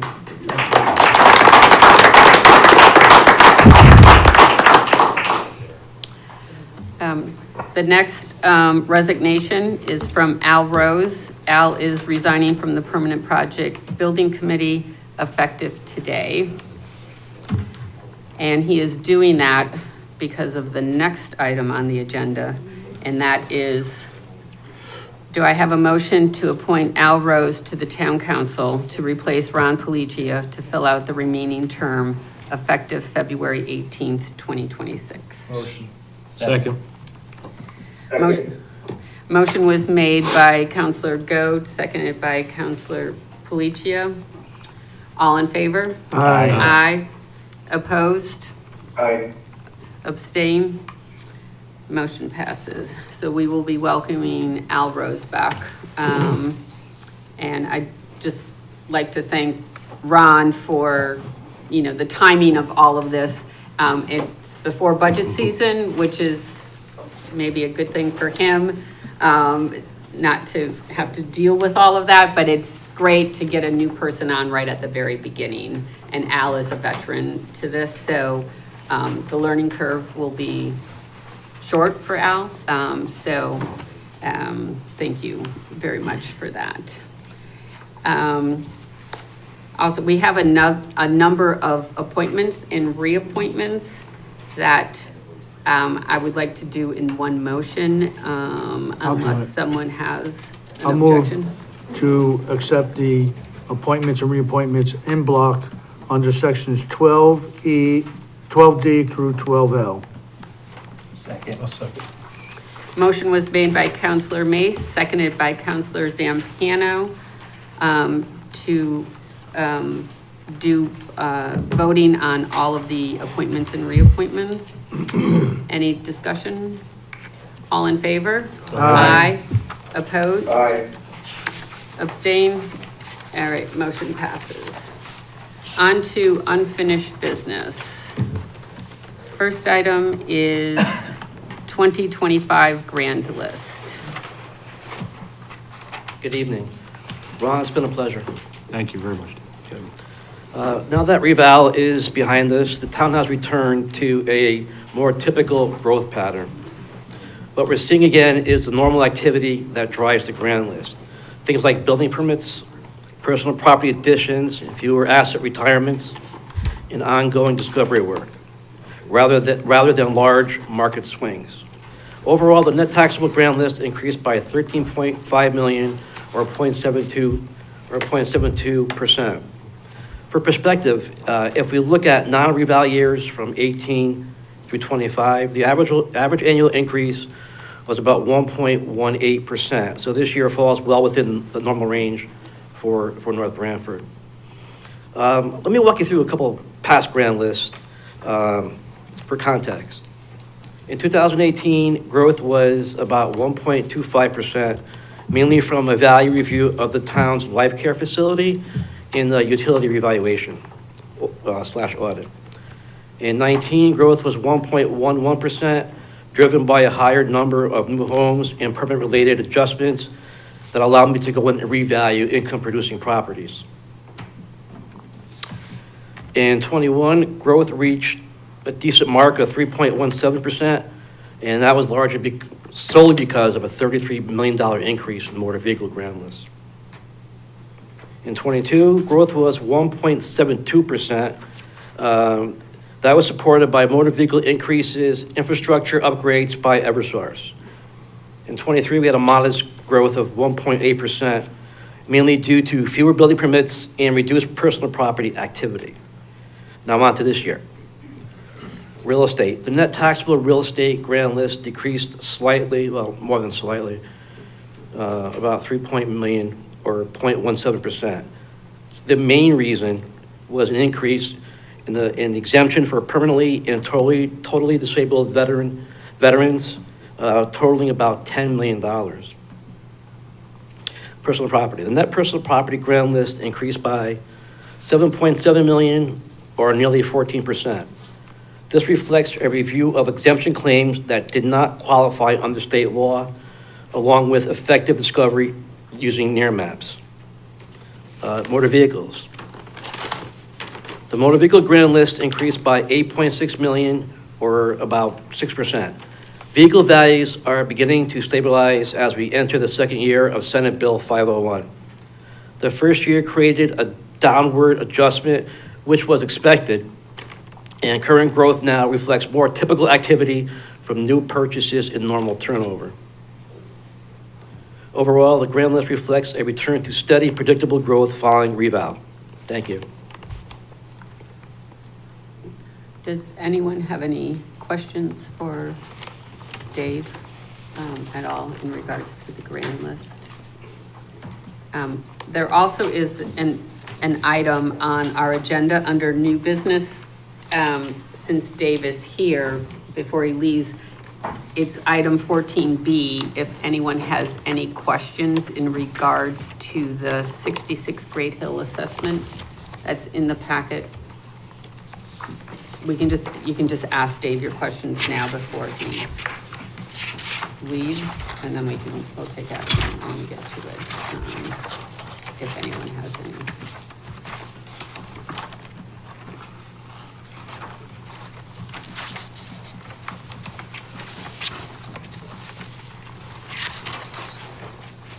Dave, do you want to just summarize quick what happened with 66 Great Hill?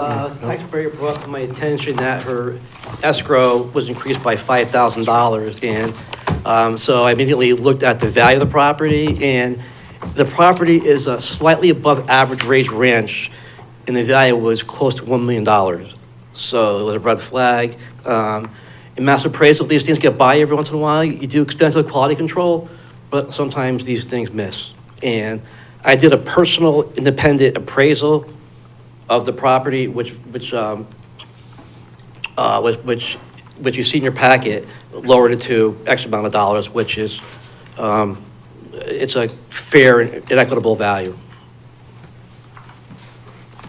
Is there a way, Dave, to search our database to look for these anomalies? Yeah, the sales, the assessment, sales ratios will indicate what the outliers are. And that's one method we use during reval. And there's 5,000 properties that we value over a 6-month period, and we can't, unfortunately, we try our best to catch them all, but we don't. And technically, we don't have to make any adjustments. I could tell them they have to go to the Board of Appeals or following that, Superior Court. But if there's really if it's grossly overvalued, I'm going to take a look at it and appraise it, which I did in this case. Thank you for doing that. You're welcome. David, if somebody's selling a house and then there's a big bidding war and they get a lot more than they originally asked for, does that then mean that value is that whatever that amount is? Well, whatever it's sold at, that then becomes the value? No, that value will be reviewed during reval time. We can't change the value of properties between revals based upon sale prices. But unfortunately, that bidding war, that's the market, unfortunately. And that's why the market right now is so inflated. I'm waiting for rates to drop, so I think at that point in time, I think the values will decrease. I don't know by what percentage, but they will come down eventually. Dave, how many $1 million houses do we have in North Branford?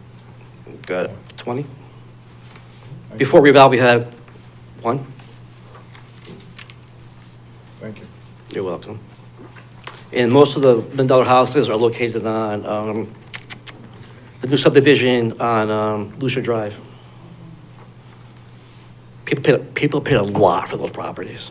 What drive is that? Lucia, that's on Old Post, it was 108 Old Post Road. Yeah. People paid a ton of money for those houses. And I don't think they're worth it, to be honest with you. Okay, Thank you. all right. You're welcome. Thanks, Dave. You're welcome, Rose. All right. Okay, next item on unfinished business is proposed ordinance number 2026-01, blight ordinance revisions. So this was the public hearing that we had earlier this evening. So as you will recall, the council did take action on this ordinance in January, but because we did an emergency ordinance change, which is good for 60 days. So now we went through the proper procedures to implement the changes that we made.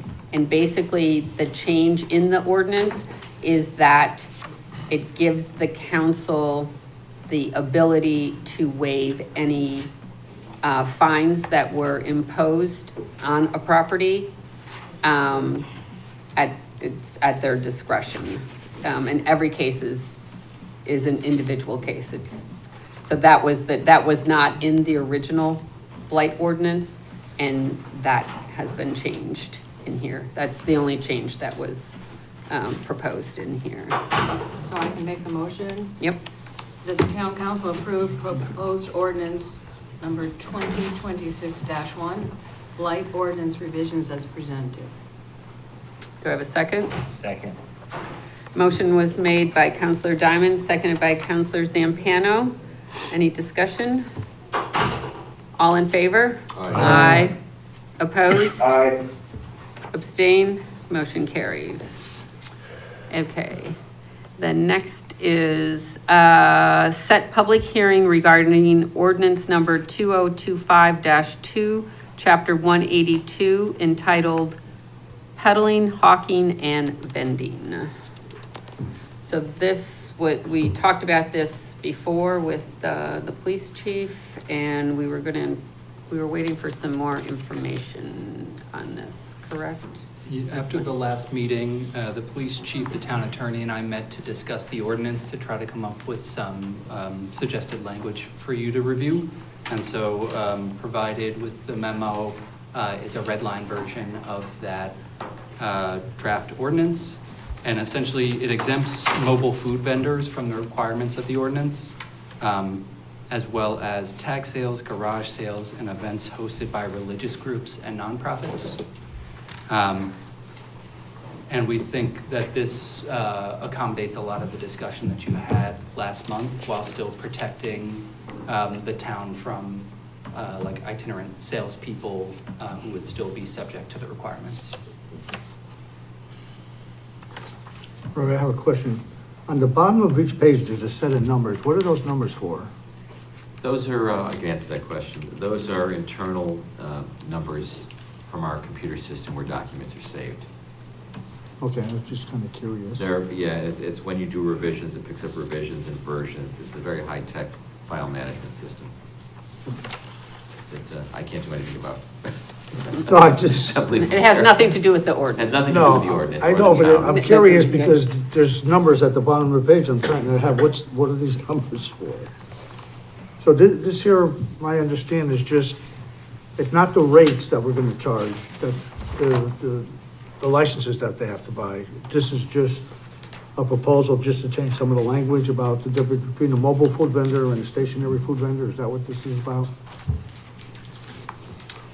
A lot of the discussion at previous meetings centered around, it's very common nowadays to have food trucks come to an event. And so, using POCO as an example,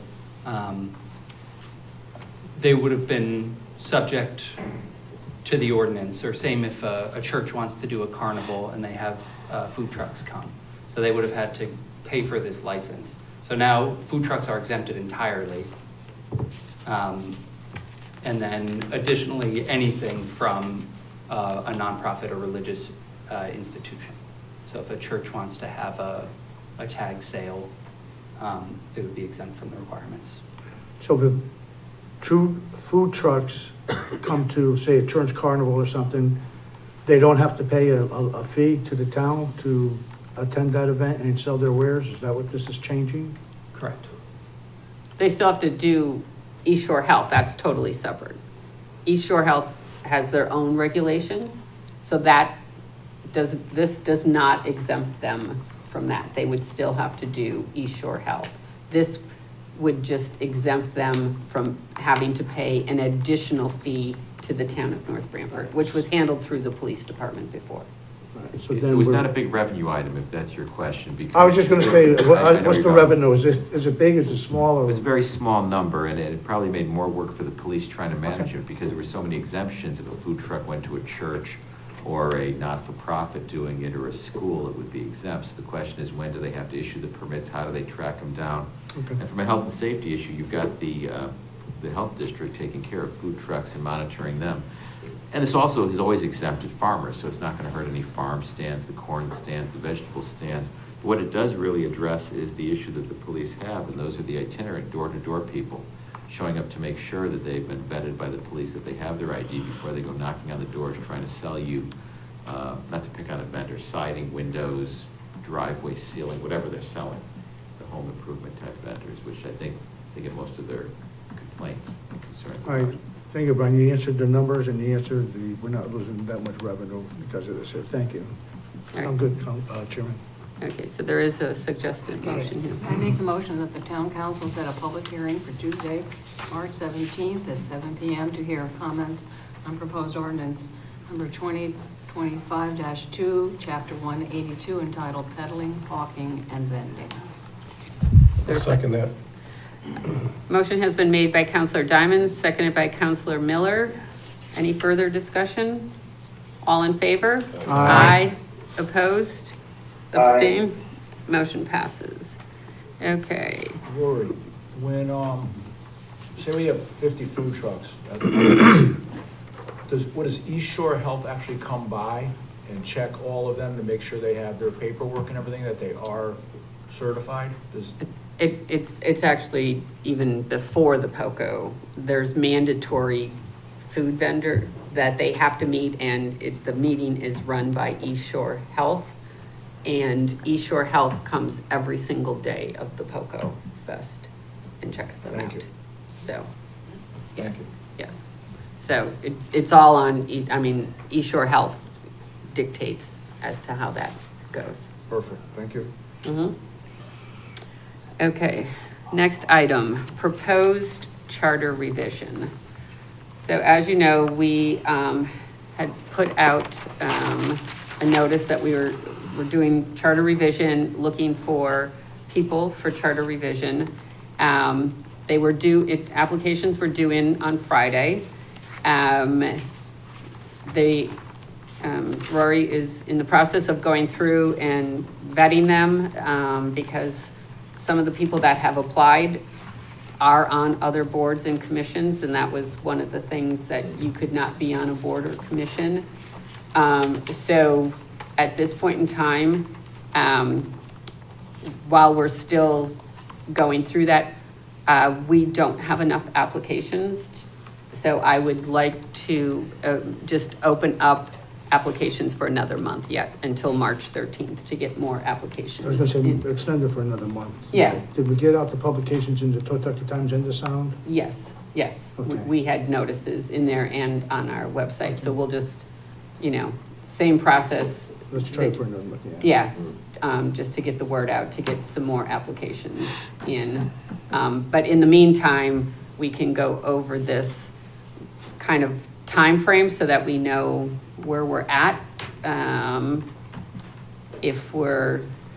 If it's feasible to think that we can get this done and be on the ballot for November of this year, or exactly what the timelines are. So that's why this is in here. So, How many applicants were there? Rory, how many applicants were there? I believe as of today, we have 11. I can't hear you. 11. As of today, we have 11. Okay.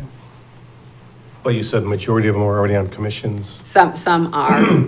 I saw some of the names on Friday, and there were several of them that were on other boards and commissions. So that'll bring the number down, or we need to talk to them and see, because they could resign from the board or commission that they're on to serve on the charter revision. That is a possibility. Have we made that offer yet, or? We haven't, because we were just waiting until we got the. There application was in. language in the posting that went out to remind people that if they served I currently, saw they would it. have to resign from their position. So, And then they can be reappointed to their first. yeah. It's just gonna Yeah, get- we just don't know. Okay, Yeah. just want to clear Yeah, that up. yeah, There's always a workaround. yeah. Okay. Should have resigned first. So, Brian, do you want to just kind of, what do you work backwards? Like, what's the drop dead date that it has to be finalized by, and then? Right, kind so of- your drop dead date, if you will, the approval, the town, you folks have to approve submission to the voters of a question 60 days before the election. So that's the last day, 60 days before the election, so November, so sometime in September. early September. And then one thing happens after that, that's notification of the Secretary of State, but it's your 60 days is your hard stop. And then, before then, you've got to have your public hearing of this body, the public hearing of the commission, and then, you know, the decision of the commission, the vote of the commission, another public hearing. So they have an aggressive schedule. They may have to meet weekly or, you know, every other week, depending on what they're getting into, how much time they're spending, what are they trying to change, what are they reviewing. It could go fast, it could spend some time if they get into the weeds.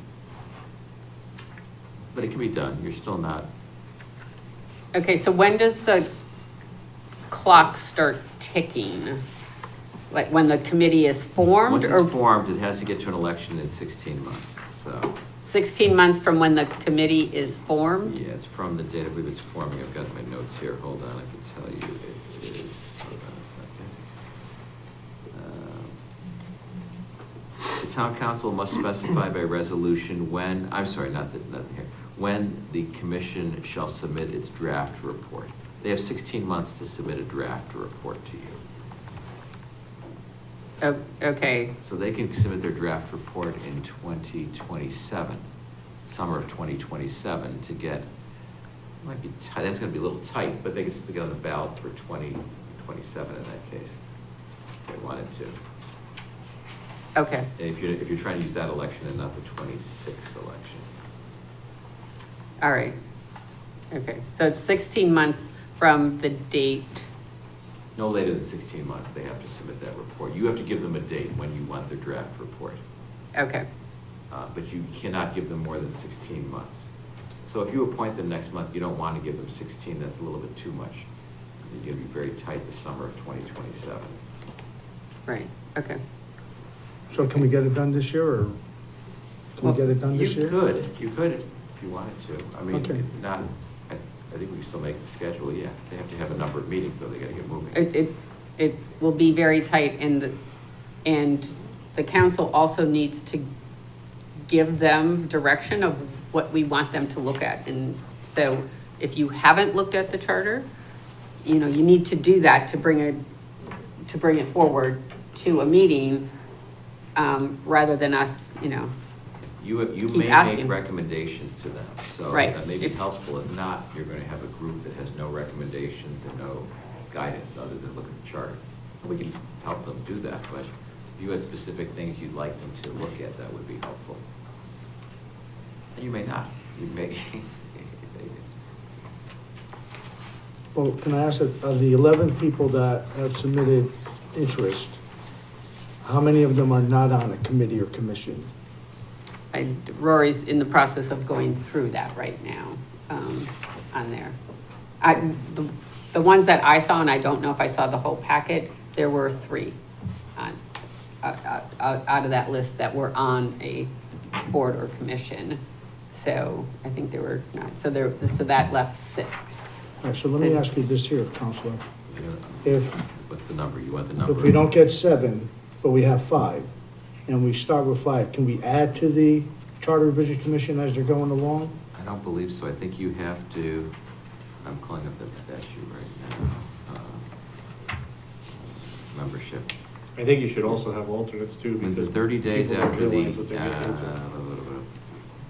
consisting of not fewer than 5 nor more than 15 electors, What's that? not more than 1/3 of whom may hold Yeah, any other public office in the municipality, and not more than a bare majority of whom shall be members of any one political party.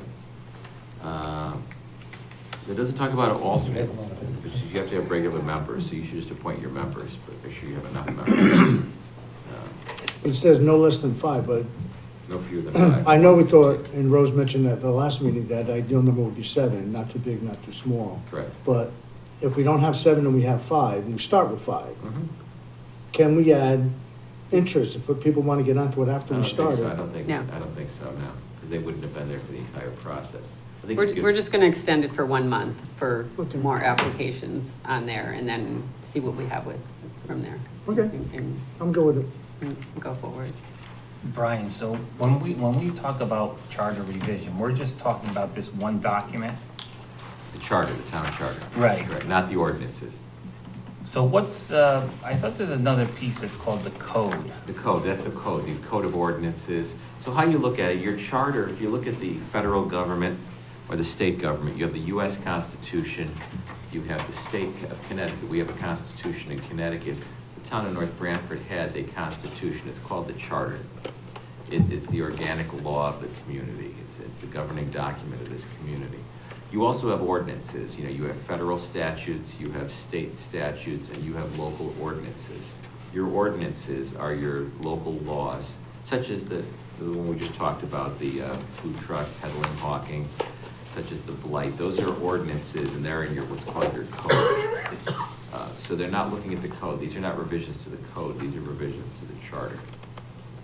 Because, I mean, so, for instance, we could say, okay, we want you to look at the rights and obligations. Yeah, you could tell them you want to look at the budget process. You could tell them you want to look at what boards and commissions are appointed versus elected. You want to make something an elected board. You want to make an elected board, if possible, an appointed board. Something like zoning or a ZBA can go either way in Yeah. Connecticut and communities. Those are the kind of things you can change in a charter. Brian, we had talked in a few meetings about this, and then we had found out that we have to open the charter now, right? I didn't see that in the statute, though. I ran a We search have to on do that. I think there was a public Yeah. act that talked With about public that. act, yeah. It never was passed, because it's So- not in the statute, it's not codified, so I don't think that ever passed, the Okay. public act from 2015. So we don't have to open it then? No. You don't have to, no. Are you saying the So public we act had didn't kind of have- agreed before was that we effective didn't want to October open it. 1st, 2005. We had kind of all said that we Yeah, didn't or want whatever to you're open it, filing, so. but it didn't, that was Yeah, I was effective, I up don't see there, it passing, I it's didn't not see codified, I anything ran a search on it. glaring enough to. I'm gonna have to look, because I did my I search can't find on it it being too. passed, yeah. It was effective October 1st, 2005, that public act was effective. And I thought it was said that each 2015. municipality I think it was 15, and I didn't see it when I ran a search on our research software for that. But we can talk about it. Okay. Yeah. So we don't have to open it as of right now, you're saying? No, I mean, someone could, someone could always petition to be it opened, but. So as part of this then, Brian, is it, like if you have a commission or some board, do you also look at the way it operates and look at, to try to, or you could change the way it operates or functions or its authority, or I'm just trying to understand, because I read through this, You and have you have to be careful, because some of them have statutory authority, like Yeah. what your zoning commission does and what your zoning board of appeals does, what your conservation commission or inland wetlands, they have statutorily state statute requirements of what they're supposed to do, so you can't touch them too much. Right. Or do too much to them. They have certain obligations. You can control membership on some of them, things like that, if it's in your charter.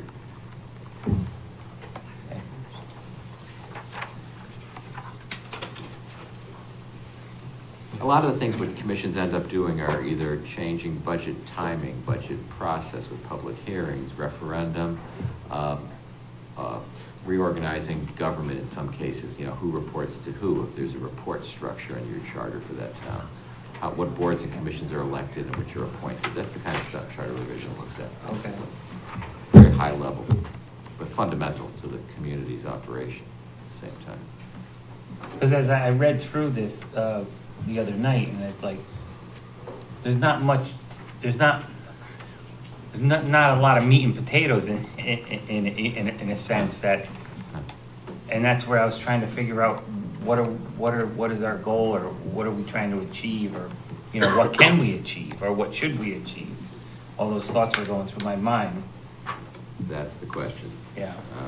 You know, you can look at some things. I flagged a few things you can look at. Not that there's anything wrong with them, but things that would not be inappropriate. You can look at the power of referendum on the budget. You can talk about budget transfers, if there's certain dollar amounts before you need approval for transfers, or for special meetings, or for bonding, we're going out to bidding requirements. You can look at appointment versus election of various boards and commissions. You can look at the purchasing, bidding, appropriations, and budget process if you want to change the bidding process, the purchasing process. Remote meetings, if you want to make a provision regarding remote meetings, minority representation, which you have to have under state statute. And then, you know, any grammar, if you don't like the grammar, you know, people are referred to, him, his, her, them, their. Brian, do you think it would be beneficial, obviously I'm not gonna be here, but do you think it would be beneficial? You want to be on the commission? No. That would defeat the purpose of me resigning.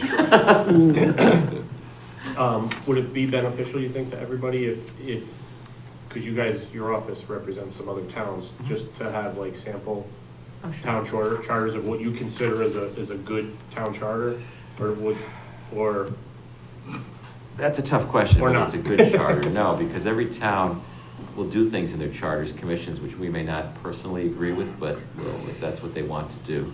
right? We have some towns that have, one in particular I did this year, a very confusing charter, which it hurts your head every time you get to the budget year. Reading it and trying to understand it, it must go on for 10 pages talking about the budget process in small print. And we tried to help them clean it up, but some towns like the way they do things and want to keep doing it that way. And they make very complicated and complex processes because they like it. That's how they do it. So it's tough to go into a town and make them change everything if they've been doing it, because the argument is that's why people live here. They like our government. It seems to work. So there's no model. It's not like there's a model charter I can give you. Every town, they're so different if you look at towns. Some are big, some are small. Big differences. All trying to do the same thing. All are definitely doing the same thing.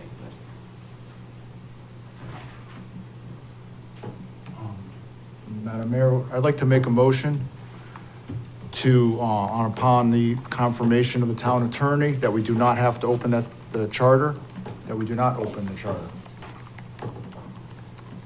I'll second that. Motion was made by Counselor Goad, seconded by Counselor Diamond. Discussion? I'll speak against the motion.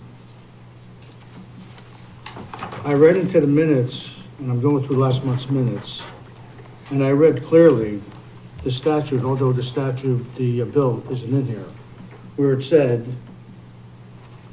the bill requires, and was in effect on October 1st, the bill requires each municipality at least once every 10 years to appoint a commission to review its charter for home ordinances, beginning October 1st of 2005.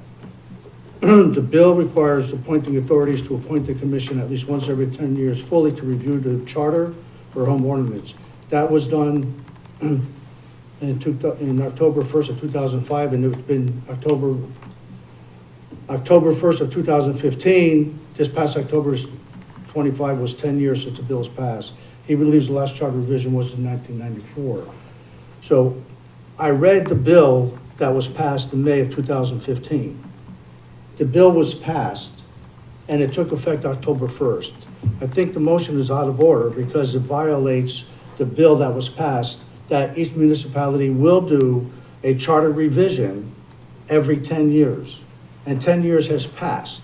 So I believe that the motion is out of order at this time, and I think the state spoke for us, and you were asking, the state spoke for us to say each municipality will have a charter revision within 10 years. My motion was after he makes confirmation, so if he, depends on what happens.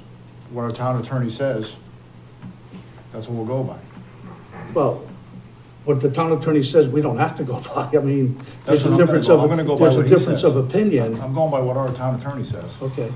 Well, I think the town attorney's wrong. I think the bill was passed in May of 2015 and took effect in October 1st of 2015. But we can validate that. If we can, we just need to validate it, and then it's a different discussion. But unless we have that validated, we don't know. Well, I disagree with the motion. I spoke against the motion. I think the motion is out of order. I think the bill passed, and it's been more than 10 years since we had a charter review revision to comply with the bill that was passed in 2015. Well, in any case, we've been talking about this for months, and even since everyone, this council, was elected in November, we are now in February, and no one has brought anything forward from the No, we charter. haven't even opened it. So that just, me Wait a personally, minute. just kind of leads me to believe that maybe we don't need the charter revision, and if the town attorney confirms that the bill did not pass, they might have introduced it and everything else, but if the bill never passed and it's not in the state statutes, and we don't have, that's the purpose of Counselor Goetz' motion. Well, first of all, you can't say that people haven't brought forward things to address. I've been waiting. I've for been the asking commission- every month. Well, I don't want to say what I want to address yet. I was waiting for the commission to be appointed before I give them my thoughts about what parts of the charter I want looked at. But we have to agree, the council has to agree. So it's not that you just tell the council that you want, or the commission, this is what you want, and if the council hasn't talked about it and agreed on it, then that doesn't move forward to the commission. I don't So we know. have to agree on what we want to It's what the have. council wants, not what you want. I don't think the council has to agree with everything everybody says for the charter commission to look at something. If I have an idea or somebody else has an idea, what section they're important with, what section they want to look at, that's what they look at. All right, and if somebody doesn't have an idea, then they just sit back silent. But if somebody has an idea, that's what they want to look at. Doesn't have to, I have to pass all 8 people before they look at something? I don't think that's the way it was written. I think we had a discussion last time. Our attorney said that no matter what we would present, they could actually come up with something on their own Correct. too, to Yeah. bring forward to us, so, and my thing is, I don't think it looks right that we put out public notice or, information for people to come to sign up for a charter, now we're gonna say, no, we're not doing it. I don't know about that. I mean, I think we should just wait to see what the attorney Yeah, says, I to think- confirm that was passed before we make any Yeah, I other don't see it. judgment. I just don't think it looks right. I'm looking at the legislative history, I could see the proposal, it was Public Act, substitutes House Bill 5087, but they have to look at file number 509, and it was a proposal, that 7190 of the statutes be repealed and substituted effective 10/1/15, and it had a new section C requiring it every 10 years, but if you actually look at the statute in effect right now, 190 does not have a C that says that. So, and if you look at the legislative history I'm looking at, it shows it ending, it was on the House calendar April 8th, and then it talks about file 9. I don't know where, I don't see it, any indication the governor signed it. It's certainly not in the statute referred to. Look at that statute. That language was never put in 7/190. Well, I don't have my computer with me, but I will look it up this week. Call me if you want to talk. The other thing too that I read, that might be of consideration is that it says that the town council, needs to review it, often prompting the formation of a charter review commission. So do we actually have to do, that brings to question, do we actually have to do a charter revision commission, or as a body, do we just have to review the charter? Because there's two different things. You don't have to review it. No, what I'm saying, according to that, the bill that was proposed. Yeah, I don't think that bill's in effect, so but you could just review it without appointing too. Correct. I see what you're saying, assuming if you wanted to follow the theory of Which, that. in theory, we kind of did. Yeah.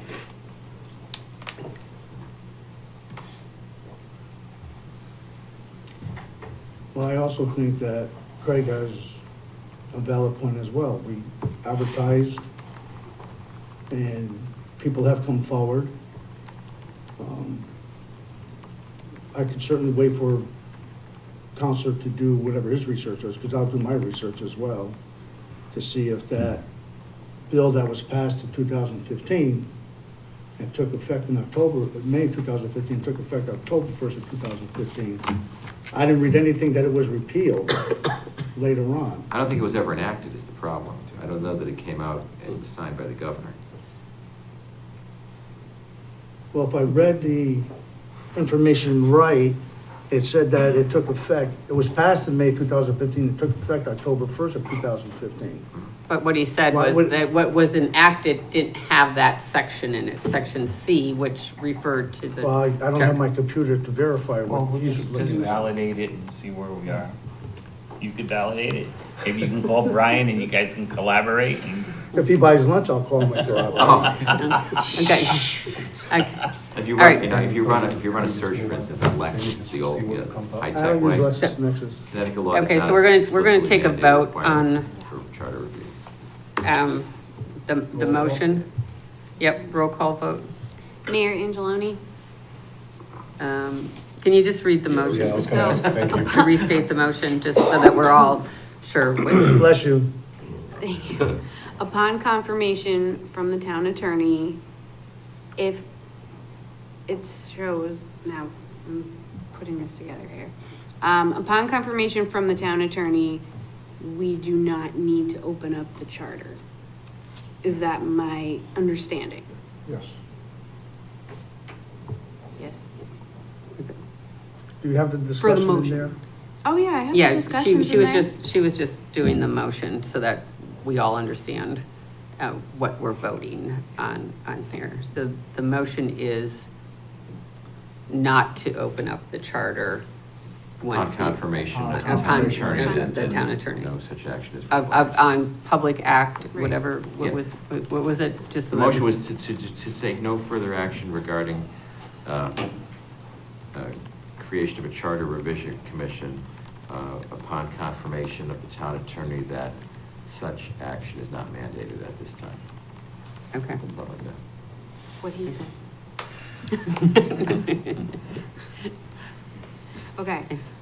Okay, Mayor Angeloni. yes. Deputy Mayor McMillan. Yes. Counselor Diamond. Yes. Counselor Goad. Yes. Counselor Mace. No. Counselor Miller. I'm a no.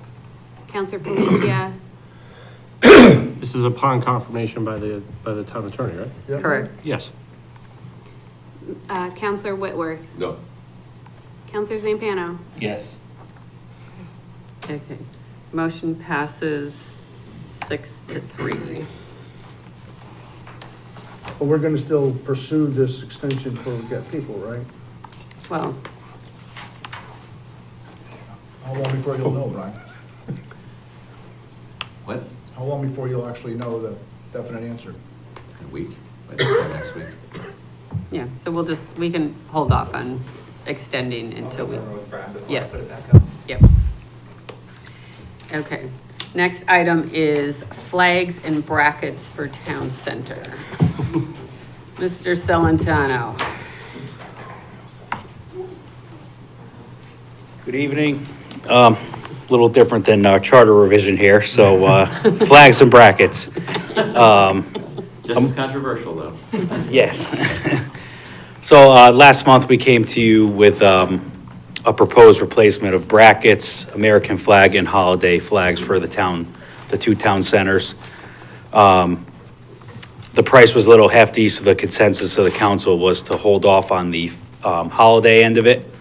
And we would do those next budget cycle to keep it under the $15,000 bid threshold was the target. So rounding back up with the company I met with and two others per the, bid threshold there to get 3 quotes.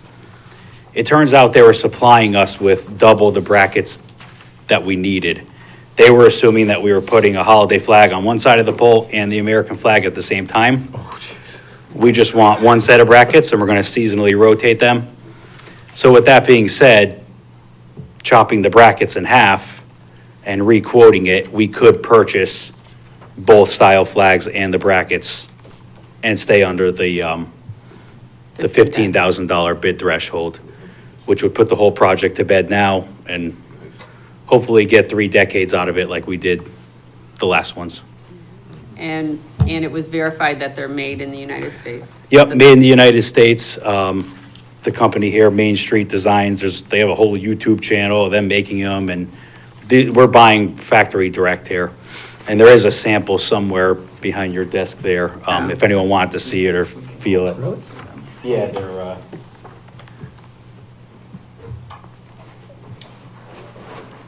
kind of a fabric-y vinyl type.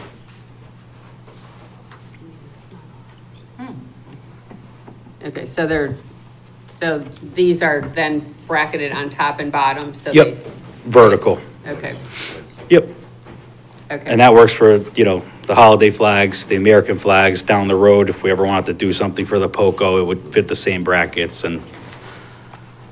Okay, so on the holiday flags, do we have to get them all the same, or could we get 2 designs? We could get whatever mix we want. Yeah, it's just price per flag, so whether they print our town name on it or not, they're all one. To your point, though, yeah, say we did 25 of a green one, 25 of a red, and flopped them back and forth. Is that what you're saying? Well, no, just, it'd be like every other one, just so that. Oh, okay. Not all the same. Yeah. So that you had 2 designs, and if you have 25 poles, Yeah. you just get mixed up Yeah, we could do that, absolutely. on there. I mean, Yeah. That's the thing. I don't know, Franny's smiling back there. fee for installation, I was gonna say, is it too hard to plan it out that every other one is different? We'll see how it unfolds. I think putting the town logo was a nice idea, but I think it makes it look too busy on those holiday flags. Well, see, on the holiday flags, I wouldn't do the town logo, but we could have one that has North Branford on it, because Right, if you. but I think the logo makes it look too busy. Yes, it I does. agree, yeah. Yeah, we had them throw it on just to see what it would look like. I personally don't want to sit here and negotiate and decide on flags, and I think we can leave that up to the powers to be. The big thing is, do you want, the flag, the holiday flag to say North Branford? And then there's a number of variety of signs of flags. I would say to get 2 holiday flags with the North Branford name, whatever design there, and you guys can, Yeah, one red, one green, or, yeah. whatever, 2 different designs with the North Branford name on it. There is a suggested motion on page 76 of our packet.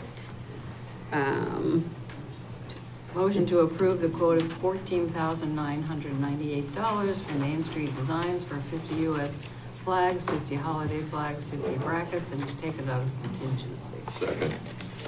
Motion was made by Counselor Diamond, seconded by Counselor Whitworth. Any further discussion? One thing I wanted to add, as you drive around you know, sometimes you go in smaller communities around the country and you'll see some people use those things to show during Memorial Day, Veterans Day, actual photographs. You've probably seen it, of people in the community who've served, like for Memorial Day or Veterans Day, and actual pictures of people from the community. Oh, yeah. I think it's terrific. I think it adds to the community. And, you know, I tell people that North Branford's kind of like the best kept secret in the shoreline. You know, maybe the word's gonna get out, but I just think this is terrific that we just occasionally puff our chest a little bit. It's worth the money. Yeah, I think we probably should even have the council, pictures of the council. We could do whatever we want in the future. The brackets are there, so yeah, absolutely. Any other comments? All in favor? Aye. Opposed? Aye. Okay, Thank you. all right, thank you.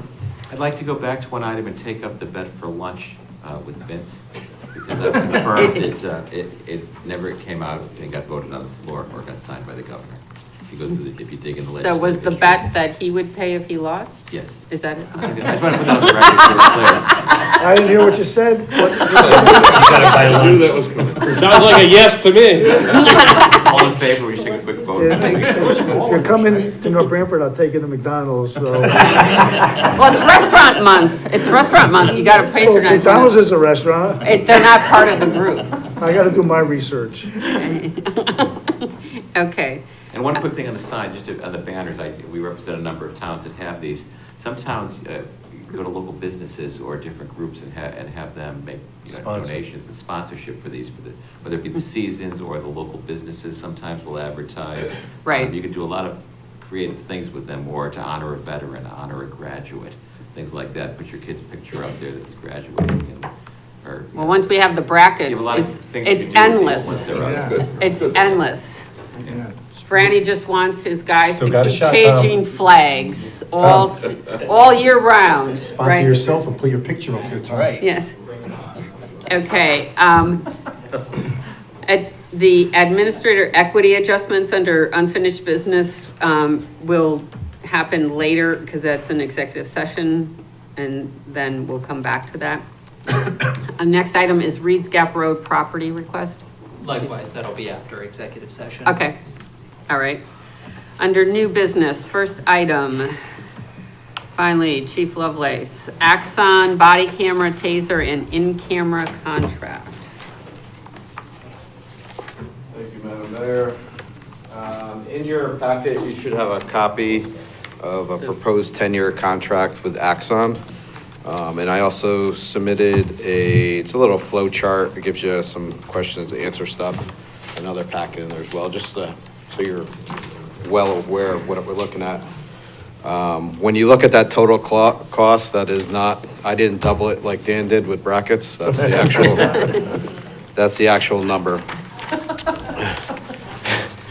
So, your call, I can give you a condensed version or I can go in depth. You just let me know if you have questions. Feel free. You can do the condensed. Yeah, I'm well aware of the amount of time you guys volunteer, so. Quick background, 2003, we purchased tasers in the town. We've had a taser program since then with Axon. 2018, we purchased body cameras through Axon. That was a state grant that paid for the first year, and then we assumed the costs after that. 2019, we did an in-car camera system that was purchased with Chief Halloran with WatchGuard. I've been looking we have 3 different separate contracts. Some are expiring, some have a couple years before they expire. But our in-car camera system is in serious need of replacement. It's starting to malfunction. I've been piecing this program together for about 3 years. I've actually wanted to bring it forward last year, but that was obviously not the budget season to entertain that type of number. WatchGuard was purchased by Motorola. I'm not gonna go into depth about that. We already had enough talk about Motorola tonight. I think we have some feelings on that. But what I'd like to do is move it under one platform. Axon's under a state contract. The state police signed on to it. So it's under state contract, and as well as many other towns. It gives us one solid platform to operate under. So I've been piecing it together. They finally caught on to me in about 3 years, and they basically shut us down from me grabbing parts and spares from other departments around the state, which forces us now we have to do something. What Axon used to do is only 5-year contracts. So that's why this number looks really, it's a big number, but that's why it looks even bigger but with the 10-year, they now opened up to 10 years, it gives us a solid platform to budget for 10 straight years. It also gives us a solid platform where we're not paying that 5 to 7% every time we go to renew a contract. I'm not going to lie to you, at the end of 10 years, it's going to catch up with us, right? But for 10 years, the town can have a solid platform to go through. Some of the highlights of this program is we got you're going to see a number for credit there. That's credit for of not only us bundling the 3 contracts together, but also credit for what we've already have in some of those other, what we paid for in some of those other divided up contracts. So we worked that out with the sales rep, the vendor I work with on a yearly basis. So what it does is it gives you unlimited storage. It gives you body cams, which the program that we have, we get new ones every 2.5 years. Some of the highlights of these body cams, the reason we're looking at it is we're becoming very diverse in our languages in the town of North Branford, which becomes very difficult because when you're trying to provide services to someone who need and you have trouble communicating with them, right, then we're doing a disservice to that resident or whoever's coming through here because we can't understand until we get a translator. You can listen to the radios all the time. Everybody's calling around for people to translate. But these body cams actually in real time translate over 50 different languages. And they speak right to the officer. It's also a great officer safety tool because if you don't speak that language and you have a group of people that are speaking a different language, that could be an officer safety issue, not knowing what people are communicating around you. So many different benefits there. It's broken down. Most of these things that we have or we already have in our body cam program. It's just continuing that, such as auto tagging. Anytime an officer goes there to a scene, their GPS located, so it tags it to the case number that we do in our CAT RMS, things of that nature. I'll switch over to the tasers. The tasers, we right now we're having a Taser 7 platform. Taser 10 is the newest taser. The reason we didn't do that when we purchased these a couple years ago and entered the contract is they were considered a firearm at that time. Under state of Connecticut law. So if you're using a less lethal, but it's qualified as a firearm in Connecticut state law, it kind of puts you in a pickle of a liability issue there, right? So that's been changed in state law. They're now considering ECW, electronic controlled weapon. So now Taser now comes back into play for us. With this contract, we get brand new tasers.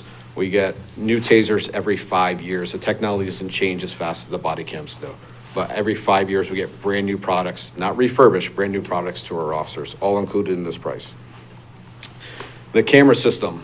One of the reasons I was waiting on the LPRs, which is license plate reader in the in-car camera system, is there's a lot of talk, and there's still a lot of talk up at the state of Connecticut about LPRs, getting contracts signed. I met there with Representative Kindalora, commissioners from all over the state of Connecticut multiple times. We finally got it, so not just Axon, but other, explaining why we needed these things. We now have the tools to use what other towns were paying for and not having the benefit of it. So LPRs give us license plate reader in every car when they're in motion around town, brings a lot of data. Now the question is, and you hear in the news, LPR data, federal agencies, ICE, things of that nature. One I'll say is that if the state police signed on to this program, you know they're not allowed to use any of the data outside of that because we have the Trust Act in the state of Connecticut. What's different with Axon is we retain the data, we own the data. There's nobody else, third party can go and search our data. It's just North Branford. So that's a big difference out there and why it's allowed, not only with CSP, but with other departments around the state. And like I said, those are replaced every 5 years. There are, with the program, what you see now is a lot of, used to be a la carte. This isn't everything that Axon offers, just to give you an idea. This isn't a big wish list of give me everything. There's other towns that have drones stationed around, like Milford, around their city. That's all through Axon. They deploy when the calls come in, things of that nature. That number is astronomical. I wouldn't even bring it in front of you. But there are towns that can afford those programs. And there's a lot of other things that you can add into this, but this is sticking with the programs, meeting the state requirements we have, protecting officer safety, and it gives you a basis over a 10-year period to perform a stable budget over that time. And if anybody has any questions, I'm more than happy to dive into each item, whether here or if you have a question, you can call me. And we can go piece by piece. I just want to give you a quick overview of where we came from and where I see us going for the next 10 years. Okay, so the reason, I mean, this was brought forward to the finance subcommittee, and the finance subcommittee said to bring it forward to the whole council. And the reason Chief Lovelace came before finance now is that he is asking for our, we would need to have a motion tonight if we were going to move forward with this contract so that he can start getting this processed and they can start building all of our equipment and everything so that it's ready to go July 1st. July 1st, we're deployable in every single unit. But they need time to do that. And if he waited for the whole budget season for us to go through budget and then the referendum. So he has built this into his budget request that will be coming forward to us. Because he needed to get that in, so he built it on that premise that it's in his budget. It's replacing some contracts that are currently in his contract, but it is an additional cost. His current budget, these items are about $50,000 a year in his current budget. This goes up to $125,000 a year. And this would be starting for July 1st. But he needs a vote from the council in order to move forward with this. I have some questions. This year, total commitment investment is 1.249 million, yearly community investment 1.24. What are all of those numbers, and how does it work? So the total cost of the 10-year program is $1,249,962.52. Okay. The following pages break it down into 10 payments. They don't break it down to exactly to the pennies because you're getting different credits that we try to front load the credits, but I asked them to spread it across the 10-year period to give us a stable platform. So that's what those 10 payments are with those years, the contract, your last payment at 2035. So this savings, it says 508,788 savings enabled by the 10-year term commitment? Yep. So that savings is taken off of what the actual list price would be if I did à la carte every piece of this. Or if we just did tasers, then you don't get that as much of a credit. When you enter into a bigger platform, you get more benefits, but you're able to bundle it almost like your home and your auto, your insurance, and that's how all these packages are now put together. I think it should, that gives me a better understanding. Jim, if you were just to go out and buy all the tasers and the cameras and everything you needed right now, if we just said go out and buy all of these, how much would that cost? Like this contract, that'd be 1.2 million. It's the same purchase price whether we could, if the town wanted to write a check today, this would be the same price other than. If you went out to buy it, that's what it If you went out to buy it, yeah. If you went out to buy it separately and not bundled together, it would be a lot more money. You can add most of that $500,000 savings into there. But it also, you're getting all of the program and the tracking with all, it's not just buying the Yeah. equipment, it's also all of the, all of Yeah, everything. all these things are insured, body cam goes down, we send it out, we got another one coming back to us before ours gets there. Yeah. Same with the tasers, same with in-car camera system. There's a VR system that comes with this bundle for training, for de-escalation. Officers, if anybody has Oculus or seen the VR, we get 2 headsets, we get scenarios, they're all certified by the state of Connecticut and nationally. They can interact, you could be the bad guy, you could be the good guy, you can do all sorts of different things. So all the new videos that come out with that automatically come. So as they update things, we get more options. So what happens at year 11? Yep. Somebody else is gonna be standing in front of you here. No, but I mean, is it all new equipment again? Yeah. Okay. All Yeah, right. yeah, you refresh, you get to, so Okay. you end the contract on their latest equipment, with their latest model. Yeah. And that's kind of how they incorporate some of the savings in, because they don't have to furnish you with all brand-new stuff to start off with. The cars are the big deal because we don't have their program already. Right. No, I wasn't sure, is it Yeah. throughout the 10 years, are they, Yes, that's what he said. Yeah, On the- yeah, throughout the 10 years, you're getting brand-new cameras every 2.5 years, Right. in-car cameras every 5 years, and new tasers every 5 years. So, the cameras, the in-car cameras and the tasers will be switched twice. and Right, then so year 5 times. 11, would it might, if it were to be extended year Yep. 11, it might not be all new equipment, right? Because, Yeah, it might just be services, depending on what the technology is at right, that time, yeah. right, because you've been upgrading throughout Yeah. the last 10. Yeah. The big number in this is really the in-car camera Yeah. system, then, other than continuing Okay. the other services, but. And you said there's cloud storage included in that thing? Unlimited cloud storage, yep.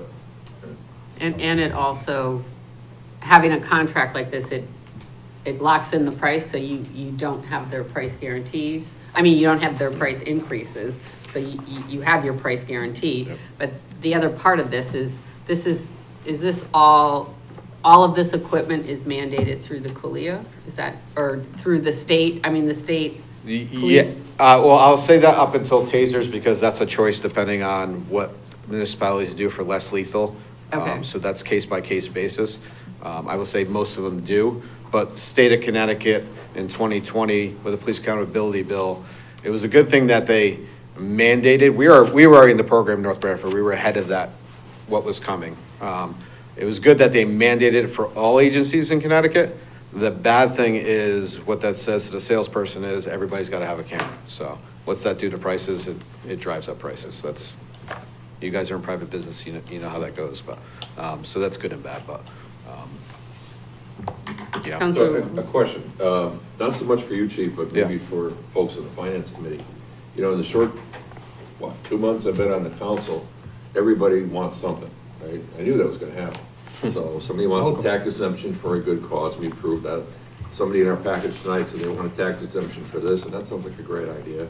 And the fire department person the other day said they want washing machines. So I mean, at some point, you gotta say no, but then I deferred to the Finance Committee. So obviously, was this reported out favorably by Finance, like, can we afford this? Well, Yes or no?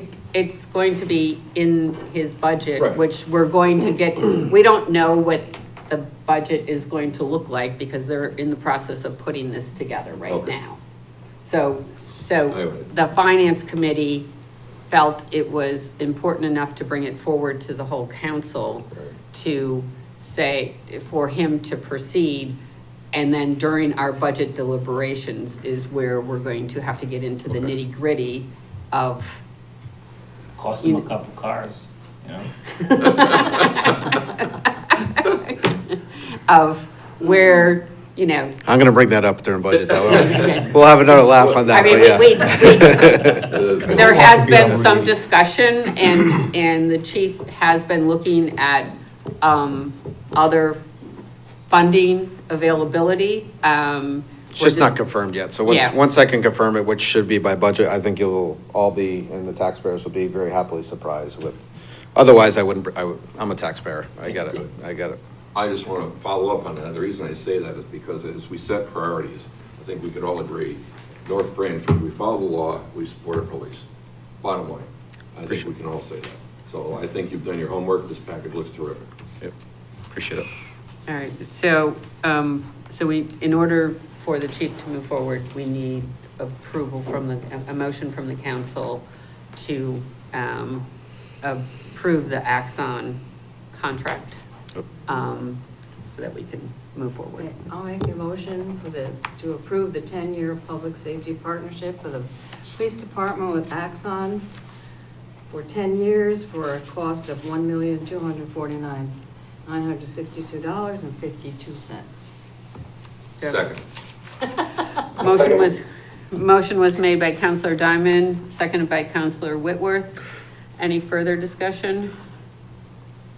All in favor? Aye. Opposed? Abstain? Motion carries. Thank you, appreciate it. Okay.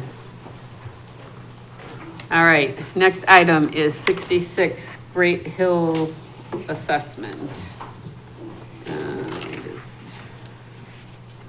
I think, the reason this came before us is because it's such a large reduction in the assessment, that, Dave Ambrose had talked to us about before, so the council needs to approve this. And there,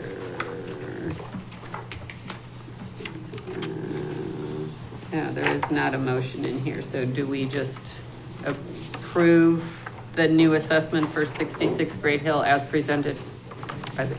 Motion. Okay, so the motion is that we are approving the assessment, the new assessment done by the tax assessor Dave Ambrose for 66 Great Hill Road. So the motion was made by Counselor Goode. Is there a Second. second by Counselor Zampano? All in favor? Aye. Opposed? Abstained? Motion carries. Okay. All right, Mr. Marolo. Sorry about this, but you're up next. Public Work GPS, or Dan, or Mr. Celentano. Who's taking this one? Oh. It's not like I don't have nothing to do. Good evening. So the GPS, currently we are with Verizon Wireless. It's around $6,000 a year, $6,000 a year. So typically, we wouldn't be up here for a $5,000 or $6,000 a year bill. But we're looking to switch to a company called Samsara, which asks us to sign up for 4 years at a clip. So because it's crossing budget cycles and the whole amount is tallying up over the bid threshold, that's why we're here. So briefly, Verizon offers your typical vehicle tracking, speed, things of that nature. What we're looking to cross to Samsara, it offers live tracking. So instead of when you look at a GPS and see a breadcrumb, every 10 seconds, it's a live tracking. In addition to that, it also offers salt and liquid tracking. So it's going to tell us what each truck is putting out, where it put it out, give us a tally at the end of the storm that we use 302 ton of salt. So it allows us to also track our stockpile in the barn. Right now, we just have the painted line with the numbers, which is a big topic lately. So with that as well, I deal with this almost annually. I get a call from Board of Ed Administration that a parent is complaining that we didn't salt the parking lot and their kid slipped. I go on our GPS and I screenshot showing the truck was there at 5:48 a.m. Now it's gonna show me the live, feed of it, as well as how much salt it put out and where it put it out. So it's even more justification that we did treat the parking lot, Speed, yeah, it's got speed, yeah. It's got speed tracking, so,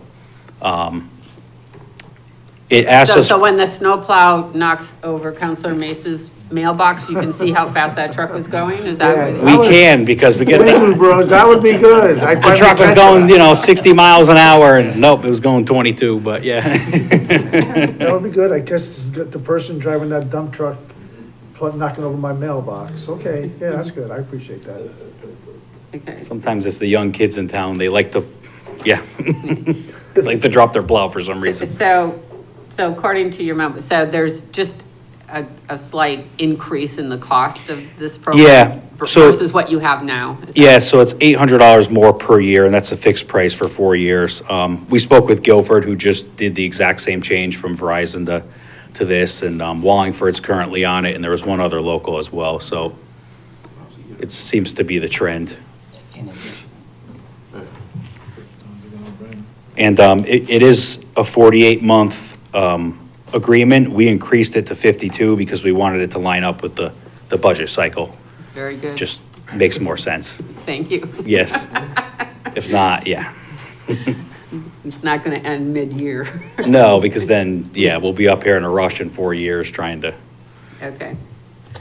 The motion is that the town council approve the agreement as presented and authorize the town manager to execute it. Second. Motion was made by Counselor Diamond, seconded by Counselor Goode. Any further discussion? All in favor? Aye. Aye. Opposed? Aye. Abstain? Okay. Motion passes. Thank you. Good to go. Okay. Next item, approval of fiscal year 26-27 budget schedule. So this is, let me just find it in my packet.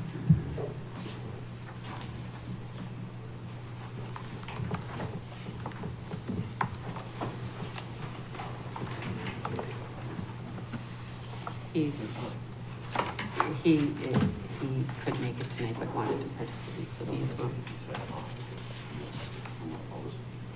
Oh, he was early.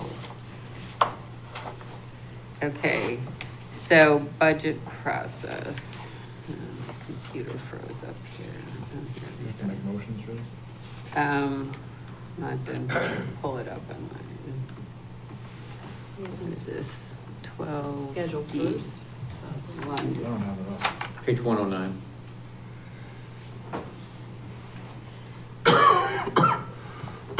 Excuse me.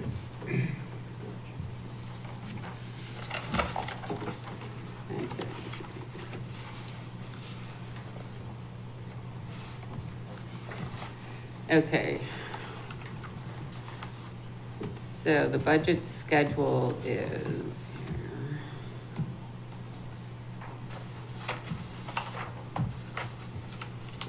Okay, so generally in March, we meet in their workshops with our major departments. In the past, we've met with 6 of them: police, fire, public works, library, park rec, and board of ed. But because of the changeover and going to Munis, and it being electronic, the system, so Rory and I had talked about possibly, and we can change this is why this is a draft and before us, is one of the Tuesdays having a tutorial for the town council as to how you're gonna look at the budget, how you can look at the budget in Munis, see all the stuff, before we get into the actual budget workshops in April. We can do that and then condense our workshops to the 4 major departments: police, public works, fire, and board of ed. Library and park and rec would just, any questions we have in regards to their budget would come up during budget season, during our budget workshops in April. So we have the public hearing, according to the charter, has to be before April 1st, on or before April 1st. April 1st is a Wednesday. So we are doing the public hearing on March 31st. There are 5 Tuesdays in March this year. So that will be our public hearing. Our regular council meeting will be March 17th. So that leaves us the 3rd, the 10th, and the 24th, if you wanted to have, to do these meetings. So as you see in here, it's up to the council. If you don't want to do the Munis tutorial, we can knock that one out.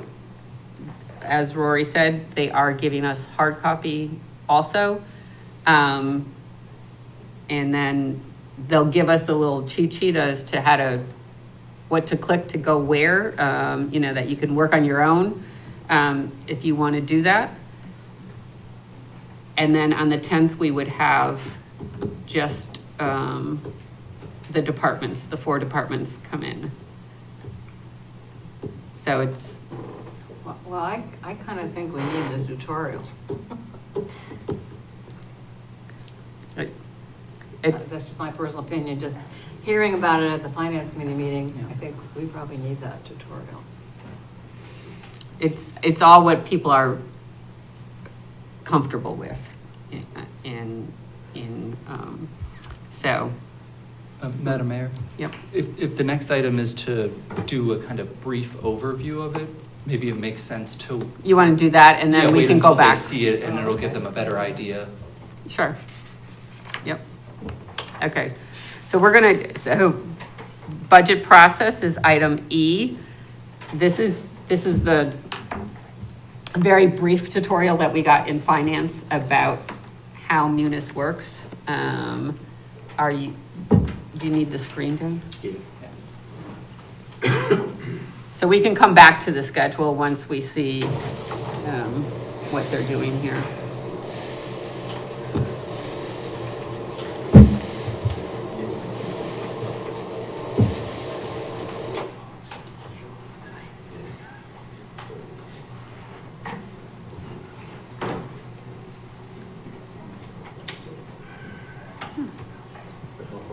You might shut them all off. That's better. That's better.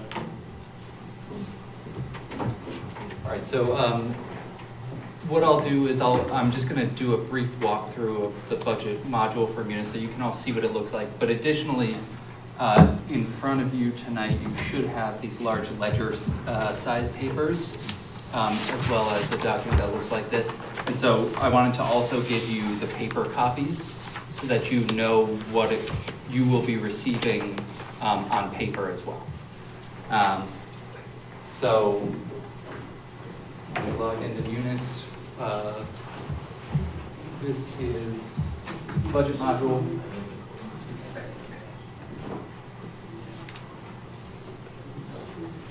And so you would all be set up with read-only accounts like we have for the auditors.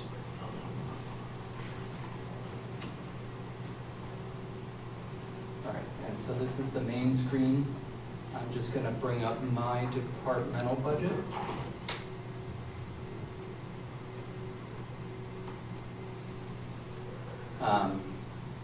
And so if you can remember the budget books, basically, these are the lines that appear in the budget book for my department.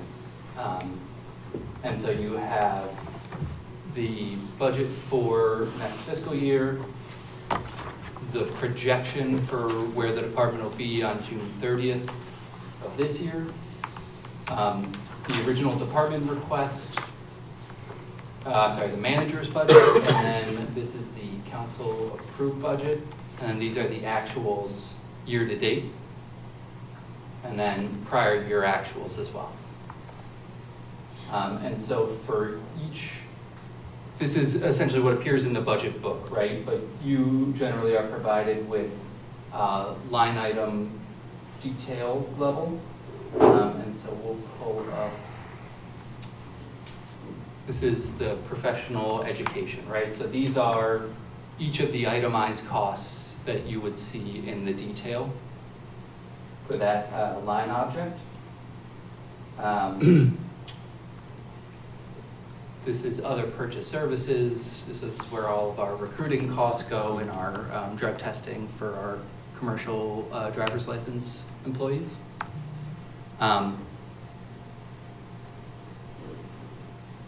And I mean, that's basically it. That's what it looks like on the department level. You'd be given access to Munis generally like the auditors. And so, you know, part of moving this process to Munis has been beneficial to the department heads in that they're able to, they've had a reason to learn how to use some of the other functionality of Munis.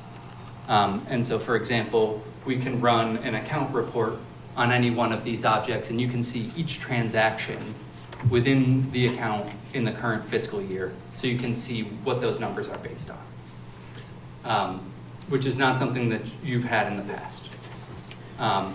But because you know, some people may not be comfortable with that, that's why I wanted to make sure we also gave you the paper copies.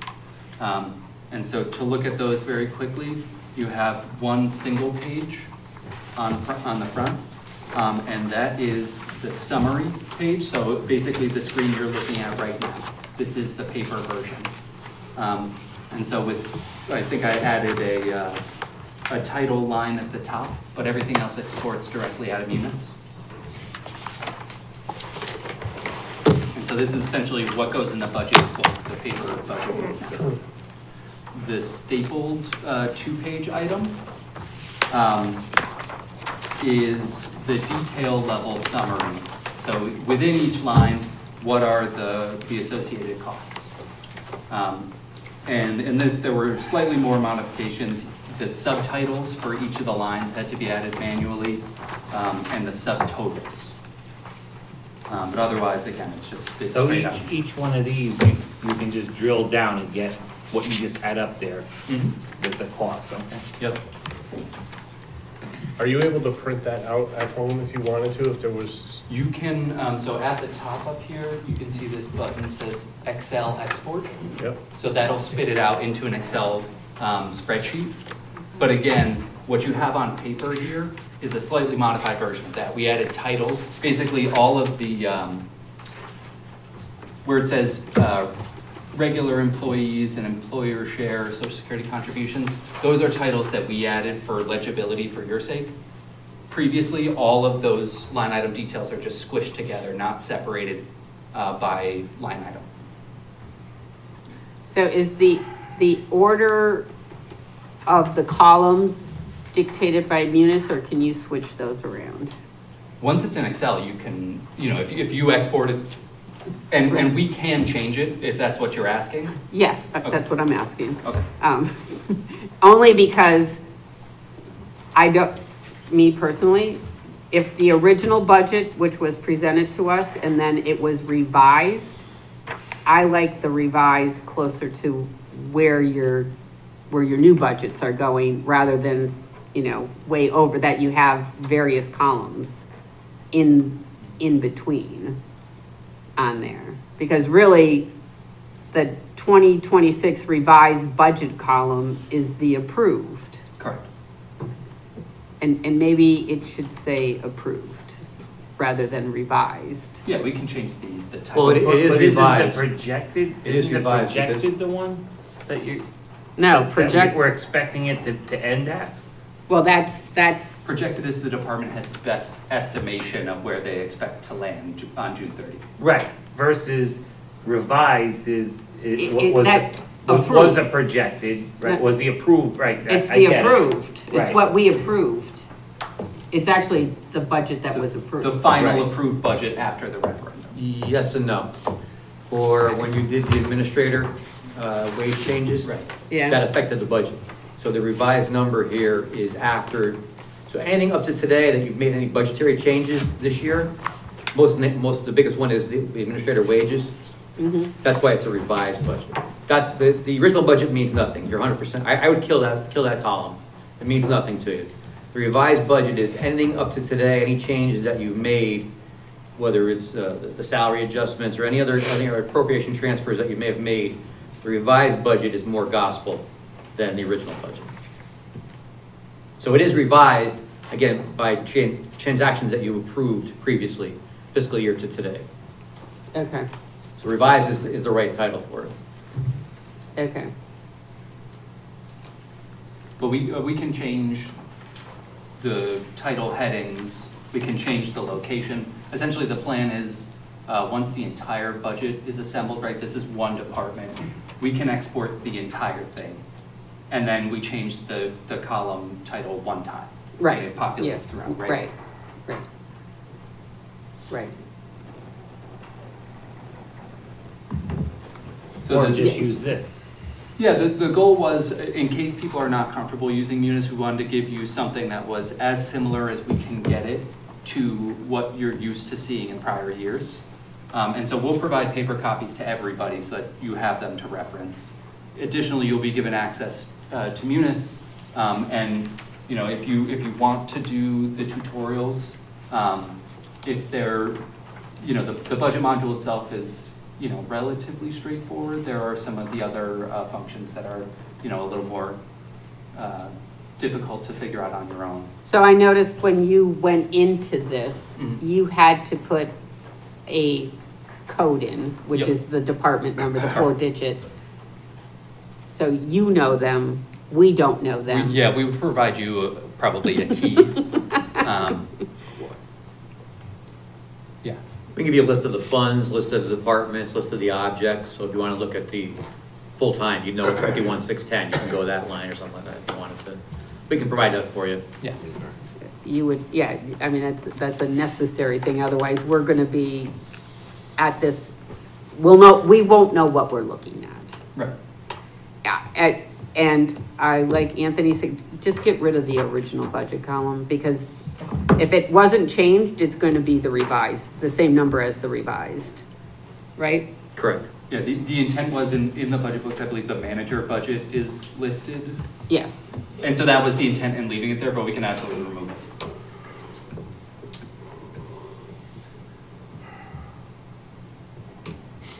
Okay, so seeing this information, so we're all gonna get the paper copy, but you can also choose to just do the electronic, copy in Munis. does anyone want a munis tutorial here at night? Or if you have any questions, do you want to just do it yourself, come in and Yeah. talk? We're happy to schedule times individually if that works for you as well. We're gonna get it in paper too, though, right? We are getting it in paper, yes. Good, okay. Yes. So, from not hearing a lot, my guess is that you don't want the munis tutorial on a Tuesday night. And if you are going to use it, you will schedule your own time to come in and, or work on it on your own at home, just once they set everything up for us. So that's fine. So we will get rid of the munis tutorial. Are you fine with just having the 4 departments listed there come in for? And they're not workshops, they're just for them to come in and give us an overview of their budget, because at this point in time, on March 10th, we will not have budget books yet, so we won't know what the whole budget looks like. They're kind of giving us a little preview to their budget. That's what those meetings are for on there. Madam Mayor, you mentioned March 24th, but I don't see that on here. No, it's a date that's available, Oh. if we had to use it. Thank you. I think we should provide them the opportunity.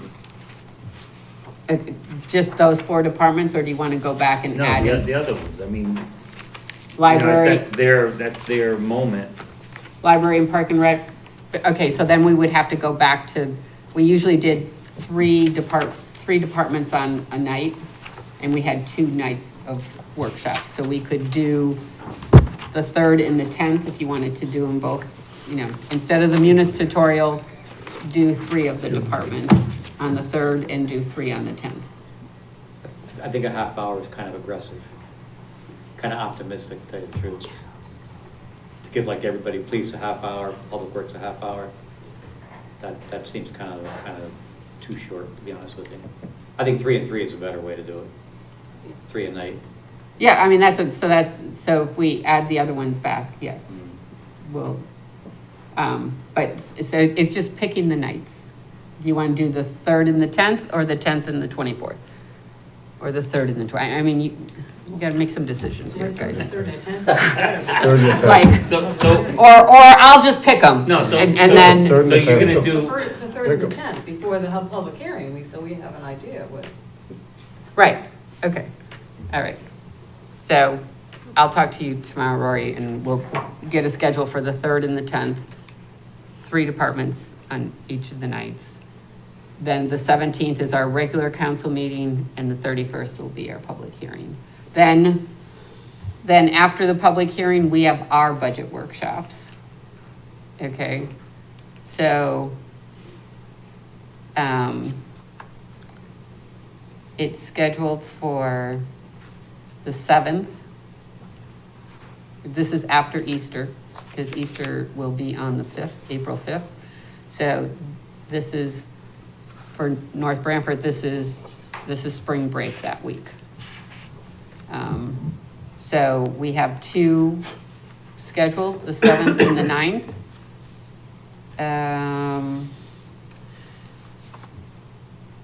It's,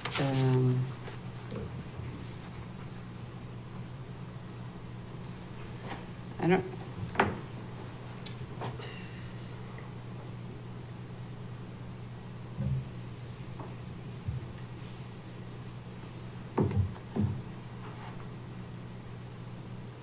I don't know why this on April 15th is Town Council and Board of Ed Subcommittee meeting? Is that, I didn't think, that's not a budget. I don't know why that's on here, because that's not a budget meeting. And I didn't think we had scheduled for a Tuesday night, because that committee's on a Wednesday. Actually, The 15th is a the Wednesday. 15th is a Oh. Wednesday. Oh, okay.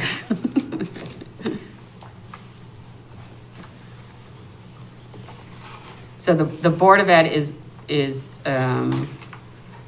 basically, the first week, the week of April 7th, our first, that is school vacation, so we would not, if we had any budget workshops, we would not deal with the Board of Ed that week because they're on school vacation. So it's just how many meetings we want to have on budget workshops. If we wanted to do 2 that week, or if we just wanted to do 1. So basically, the 7th and the 9th are similar workshops? They are. Yes, they're 2 scheduled workshops. And on the 7th, if, depending on what we have for questions and everything else, if we decide we don't want the one on the 9th, we can always cancel the one on the 9th. I know I can't make the one on the 9th, that's why I'm asking the question. We can have just 1, because usually we had 2, and then we had 1 where we find, the next one was like our regular meeting, but our regular meeting is on the 21st, so we have a little bit of time in there. So we could schedule the 7th and then go to the 14th is a Tuesday, the following week, just so that we have time in case we're asking them to gather information for us. We have to finalize on the 21st, by the 21st. So. I like that better. Yeah, I'm good with that. Okay.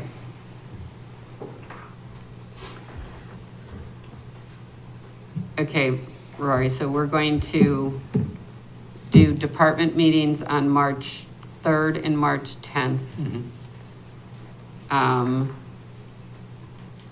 March 17th is the regular council, March 31st is the public hearing, which is fine. Then our first budget workshop is April 7th. And you can take East Shore Health Department off of there. They don't have to come, and they've presented the last couple years, and so they don't have to come to present. Okay. You can take off change it to Tuesday, April 14th as an operational and capital budget town council chamber. That's a budget workshop too, on the 14th.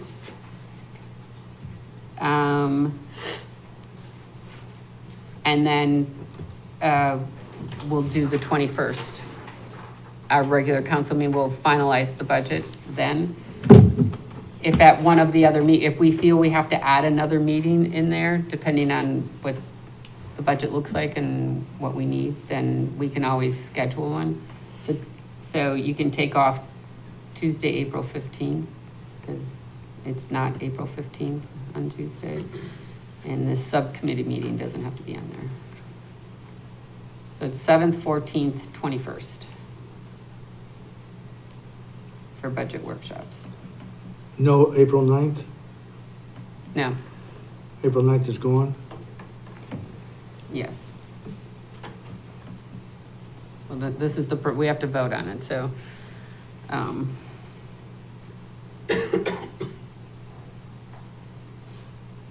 So we would on the 14th, we would cancel finance and just have a regular Yeah, workshop. yep. Yep.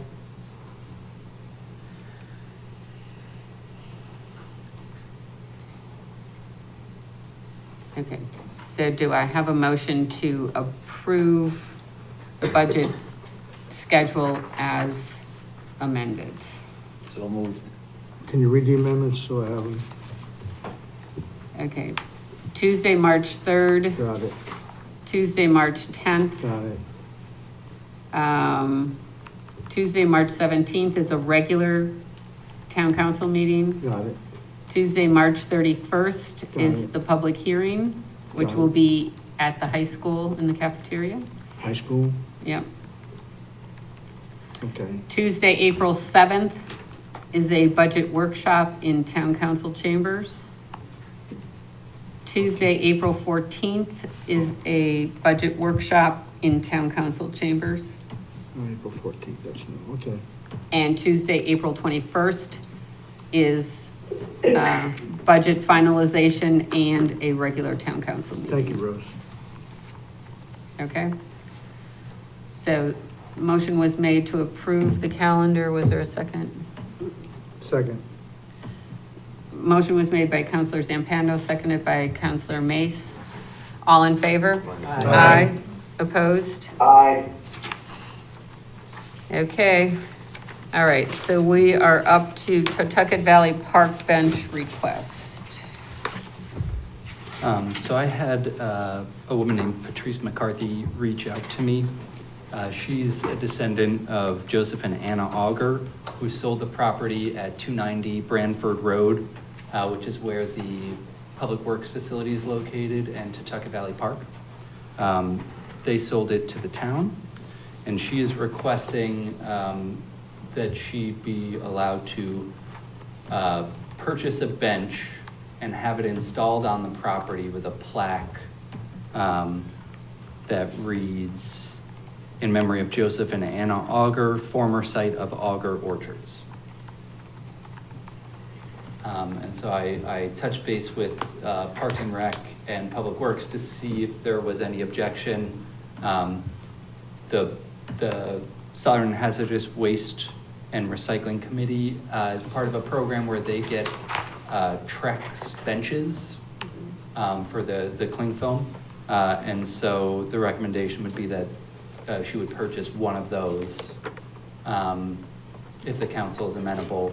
And then, you know, if Public Works has any specific site considerations in terms of like a concrete pad being installed, anything like that, you know, she would have to agree to those terms as well, so that the town doesn't end up having to do any maintenance on it. Did she specify what she wanted it to be made of? Oh, No. we specified. We specify. Okay. We didn't want it to be wood so that we'd be replacing it, you know, in a few years. I was just asking in case she wanted to do it out of stone or something out of it. Mhm. She said she was open to suggestion, and because that's a bench that the town uses elsewhere, that was the suggestion. And who would dictate where it gets placed? She had requested down towards the Farm River, out of the floodplain. I guess it's a popular fishing spot down there. And so we would work to identify a location with her, and she would assume all the costs of installation. Okay. If she agrees to those terms, if she doesn't, then, you know. Right. So is this something we vote on? Yeah, there's a Rory motion. behind the fire burn building? Yeah. Yes, it's on page 110 of our packet. And then it could, at some point, there could be a reason to move it, right? I mean, I'm just saying that's like, I remember when we, I think when we put a rock over there with Floyd on it, I believe. I remember the discussion at the council was, you know, that sometimes when we do these things, If at something else comes. somewhere down the road, there could be a need to move it into another location or something. Just, Okay, you know, right. I don't know if that'll ever happen, but you Well, never with the know. Blueprint Committee, I mean, you never know. There could be a reason, yeah, absolutely. Danny will take care of that. I'll remember. Okay. Okay, all right. So would someone like to move the motion on page? Motion that the town council authorizes the installation of a bench with a memorial plaque on the property at 290 Forest Road, provided the purchaser meets the requirements set by the acting town manager and his staff. Second. Motion was made by Counselor Diamond, seconded by Counselor Goad. Any further discussion? All in I have a favor? quick question. Yep. Go ahead. Sorry, I know I'm late. Do we have a bench that's currently available that we're aware of that's coming in from the recycling committee? Is there one that's earmarked, or do we have to wait for one to be purchased? No, She would purchase. She's purchasing, Okay. but the same type that the recycling committee gets. So, Gotcha, thank you. okay. All right, all in favor? Aye. Opposed? Aye. Can Okay. I mention this real quick in the discussion? Like I said, what if she wanted to do it in stone? Put it this way, if it was me and I was putting that landmark up, I'd want to do it with stone, so I wouldn't want it to be plastic. So if she says she wants to do it with stone, we good with that? I'll be honest with you, Walt. I mean, did you look at the deed?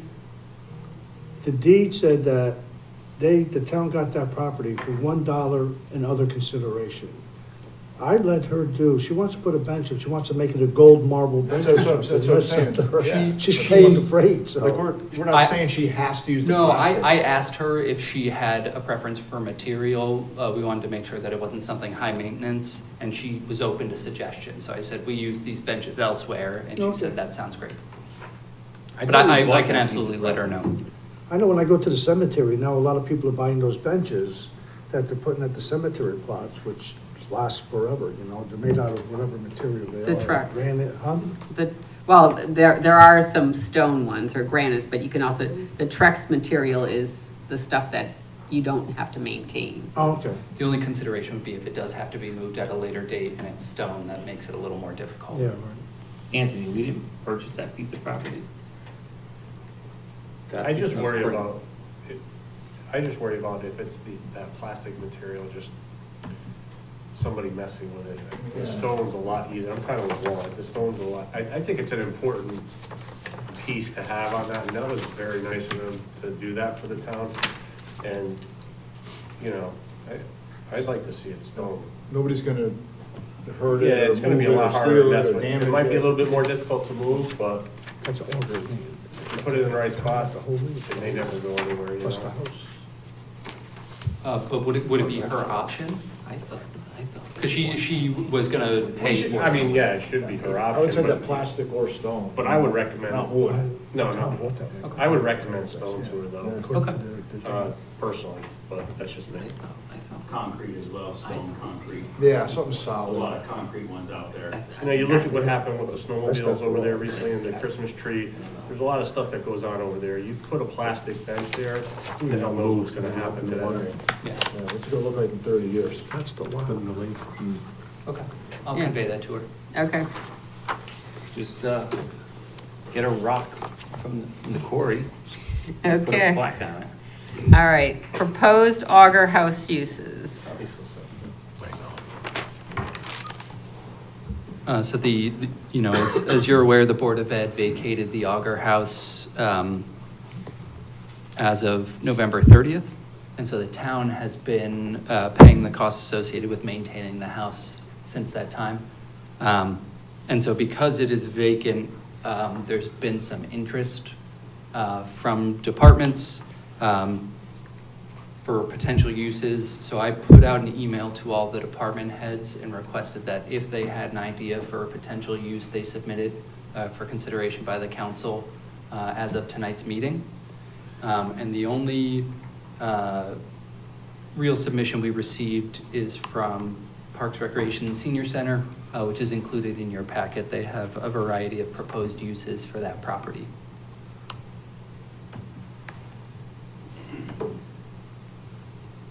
Does that increase cost anywhere? Maintaining the property?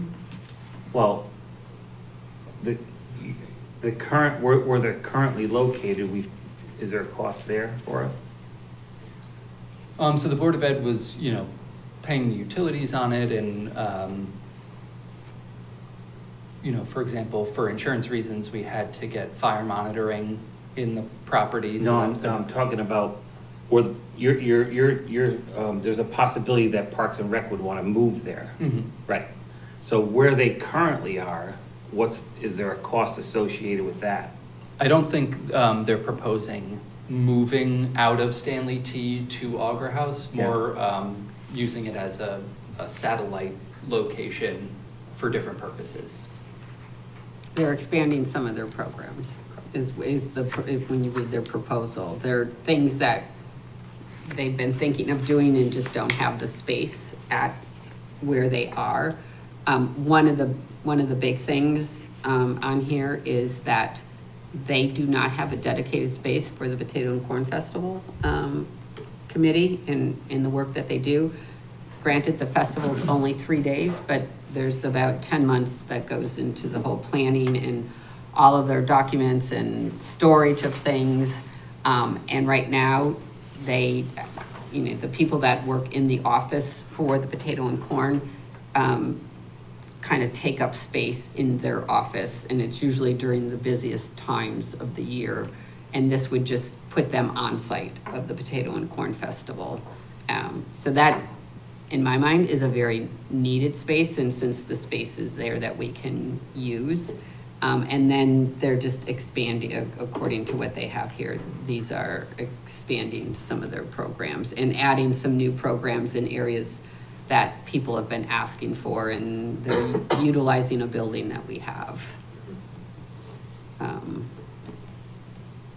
So we're, there probably would be a little bit of additional expense, but we're paying the insurance, we're paying to maintain it, we're paying to heat it now. I mean, there's cost associated with the building just being empty. Did we ever get historical status on that building? Didn't we apply for that? I remember when Mike Duty was I think here. we did apply for it. Yeah, there was some, I don't know if it ever came through, or if it was denied or approved. I was just curious, because it would be. Wouldn't be, right? Because I remember when the Board of Ed was gonna go in there, we had questioned, are any of the modifications they make, will it have any impact on that, application we put through? That's how I recall. We should find out if we ever I'll got that look into status, that. because that's important too.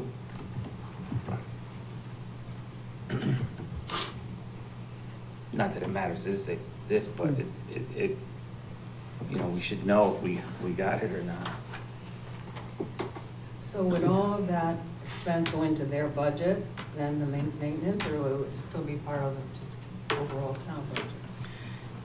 Well, it'll be interesting to see what the budget looks like this year, because they have this consolidated cost center, and I'm not really sure what's getting taken out of certain budgets and putting it into the consolidated costs. So if it's, utilities and whatever, it might already be not part of their budget or part of anyone's budget. It's gonna be the first time we see this in the budget, so there probably will be some additional costs, but then there's also the opportunity on the programs that they run, because if they charge a fee for some of the programs that they run there, they may be taking in income also, depending on what types of programs they run out of there, so. So those consolidated accounts as they come through, will we be able to drill down on those and say, okay, here's this big account. We drill down and we say, okay, but this piece goes over to here, this piece goes over to here. Will we be able to identify that? Yeah, we've been talking a lot about how we're gonna handle that this year.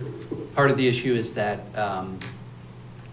when things get moved around, your actuals don't necessarily reflect that, right? Because if you're budgeting it in a new place, Department 4100 is a consolidated cost center.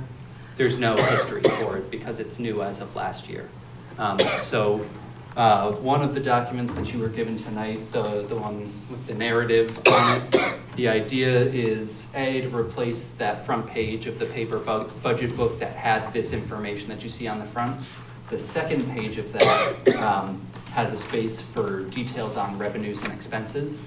To the extent possible, one thing that Munis does that the prior process did not is you'll see columns labeled justification and notes.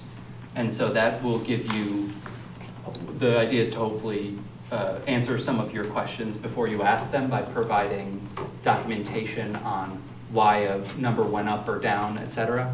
For more detailed things like 4100, because that is going to be pulling from all over the budget to consolidate them into that department.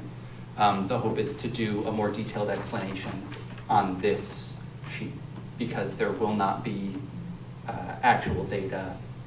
And as Anthony's been saying during the financial reports all this year, we can't effectively consolidate the department until April 1st when we can do transfers. What kind of things are gonna go into that? So it's largely like utilities, the costs of operating the facilities. Because what brings to mind is the police department, because that's an anomaly. Yeah, and we've been discussing that with the police commission. I don't have an answer on how exactly we'll handle it, but they were included in the consolidation. We can break things back out and return them to where they came from. But, yeah, it's, the idea is if electricity costs increase 30%, number one, that shows as an increase in the department. And of course, it is a cost associated with running the department, but it's outside of their control. And so you would see in the electric lines in the consolidated cost center that cost increase reflected, but it doesn't show that the department is increasing. It's just a But cost of how doing would, business. how would we, if that, so I'm just envisioning this, we have an account, let's say it's $100,000 in it, right? How do we, when we're trying to review the budget, how would we know if that's the right number or not? What's the majority? Is it the majority of it, you know, to these departments, to this department, to this? You know what I mean, Roy? Like, how would we, how do we view that? So, you know, within the items in that consolidated cost center, again, if you look at the spreadsheets here, the last 3 digits of all of these lines are 0, 0, 0. What Munis allows you to do, that's the location code string. And so we've assigned codes to each building in town, and even like some of the parks in town. Because I guess, I'm sorry, I don't mean to cut you off, but like, I'm thinking like, to look at this year versus last year. You aren't gonna be able to do it. But how, well, there has to be, because if last year last year you spent 10,000 on your utilities, and, you know, what's the budget this year? I mean, I don't know what, I mean, is it 12,000, is it 15,000? Well, we'll have to look in two different, You the know what I problem mean? is that you won't have, because the budget's in the new format, you won't have, you'll have the Pull it back actual. Hang on, we'll pull it up and show you. I'm just trying to understand it, that's all why I'm asking. Confusing as all get out. Check your phone.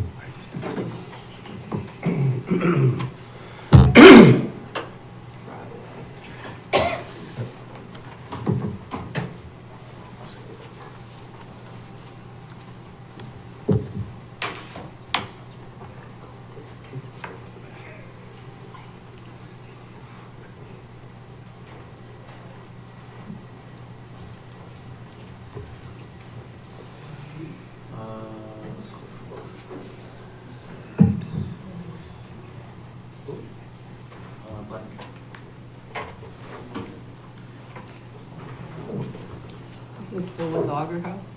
Or you just went off tangent here into budget? Just went off, Is this went off and never, is this never what happens landed. when you come early to a meeting? Hope you're happy, Tom.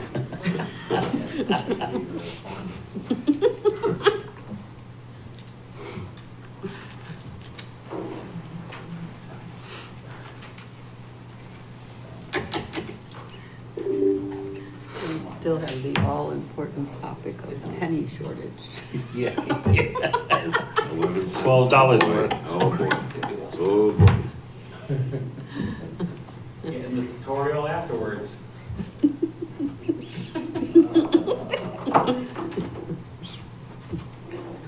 It's really that critical, Tom, that you need to see In this? this meeting,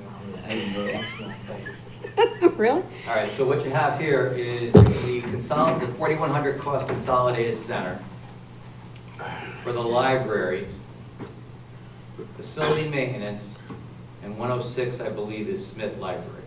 So if you remember last year's budget time, it was to talk about what's it cost you to run each library? Do we close one? Do we have one? By using those last 3 digits, you can identify all the costs with Smith, all the costs with Atwater. Okay. So if you want, so to Rose's point, last year, you had to go 40, you had to go 101, 45, 4501 facility maintenance. So if you look in 2 places, look at the original department is 4501.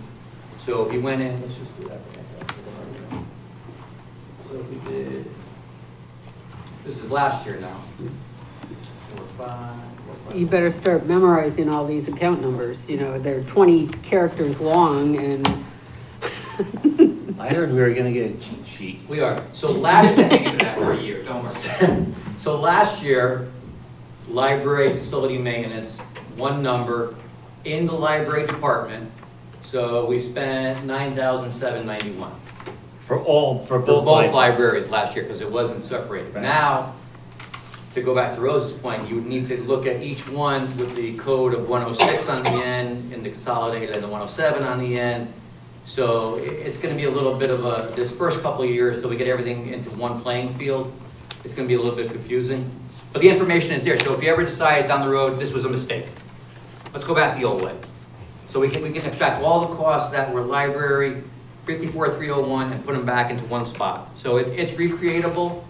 If this ends up being a flop, I mean, there's a lot of good features to it. Again, the biggest one is the last 3-digit code, identifying our buildings, which something we didn't have previously without a lot of, tearing apart the bills and saying, okay, how much did North Farms Park cost us last year? We can get the water bill at North Farms Park, we can get the electric bill at North Farms Park, we can get all these different things separated by location, which is beneficial. So to go back to your first question, it's there, you just gotta know how to get it. Okay. And we're gonna do our best to present it to you in a way that's followable without having to do all of this. All right, good luck. Considering, because you just started this process, like a month ago or a couple weeks ago. So can't wait for budget season. All right, so we don't have to vote on anything for Auger House, right? You can just, unless people are really against using the Auger House for anything in any town department, I think Rory can just go ahead and talk to your department, reassign, and we don't have to vote on it, do we? I mean, there was nothing in the packet to vote. Well, So because I didn't know, it would only be if we're really opposed to using it. yeah. Is anyone really opposed to using the Auger House, or just leaving it empty? Well, I wanna know if it's a Dean, historical is the building water or out of not. that thing? Yeah, I'm trying to check the. Water been drained out of the system? It's currently heated, so yeah, the water's still there, everything's operating. It's a well, too. Oh, and sorry, it- you're talking about the well water. No, I'm talking, yeah, well, if it's not. They didn't winterize I the was saying building. it'd probably be a good idea to winterize it, right? And Yeah, I think we have the heat on very low there. Well, because the Board of Ed was in it up and through November, so they Yeah, didn't winterize the building, they just turned the heat down and, yeah, I think we're kind of waiting to see what's gonna go on with it.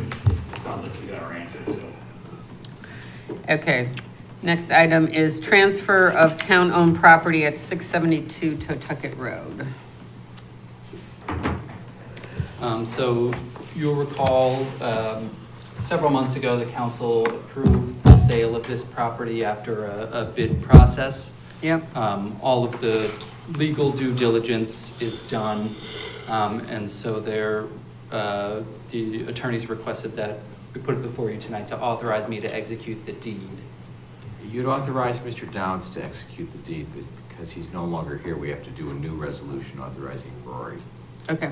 So you have the resolution, I'm going to read it. It's, well, There's there's a suggested motion in our packet. There is a resolution that was handed out to you tonight, we got it this morning, so it's in your packet. Oh, okay. I'm sorry, in the handouts. So this will be, this is what you want in the minutes. for the motion. Resolution. Yeah, That's correct, yes. not the original Not the motion. suggested motion. Got it. Oh, okay. Thank you. Okay. So do I have a motion to move the resolution that's at our desk tonight? It's not the motion that's in the packet. It's this in our packet. Motion. Okay. Second. Okay. Motion to move the resolution as presented was made by Counselor Goad, seconded by Counselor Diamond. Any discussion? Yeah, I have a question. Why is it a quitclaim deed? Why is it a quitclaim deed? It's going to be a warranty deed? Well, it's our benefit as the town to do it by quitclaim deed. We're selling the property. Okay. They didn't ask for that, I take it. Okay, I'm just kind of curious. Yeah, they did not. We told them we were providing a quitclaim deed because of the nature of the history of it, so. And they accepted that? No warranty deed? Correct. Good for you. Okay. Yeah, we'll get a double cheeseburger that way. Okay, all in favor? Aye. Aye. Opposed? Abstain? Motion carries. All right, the big topic of the night, penny shortage in July tax payments. Oh, no. Well, everybody, it chuckles, but it's an interesting thing, because if a guy comes in with a bill of $1.02, you can't say to him, give me $1, like other stores are doing, they're rounding down, rounding up. So if you say you have $1.02, and you take $1, you have 2 cents lingering out there. So for every transaction, and I forget the exact number that Jerry had provided, how many transactions there were in cash. 293. There potentially could be 296. pennies back and forth that are gonna be written off, so there might be a new phenomenon, short and over on the cash draw. It's an interesting thing. We can't overcharge people. So if it's $1.08, we can't say give me $1.10, we'll call it even.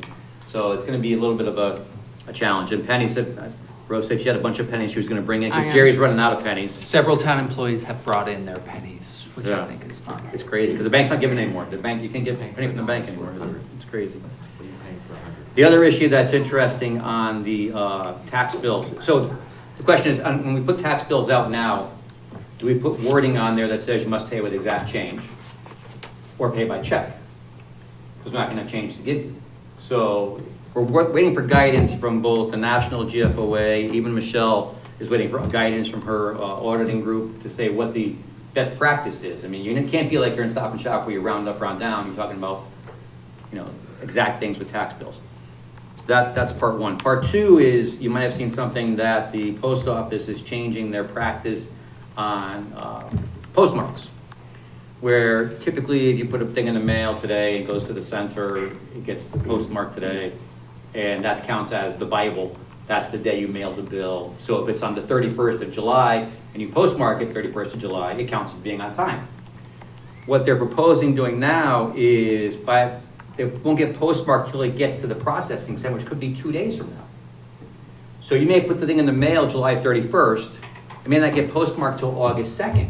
Guess what? Now you're late. The guy says, I put it in the post office on July 31st. It could be a problem. So we're gonna try to get the word out, don't wait till the last minute. Maybe 3 or 4 days before the end of the billing period, put your bill in the mail so that it's postmarked in time, so you don't avoid this whole situation where if it's postmarked is delayed, even though you made a good faith effort to pay on time, we go by the postmark at gospel, and it's gonna show August 2nd, and sorry, sir, you're late, and they're gonna be.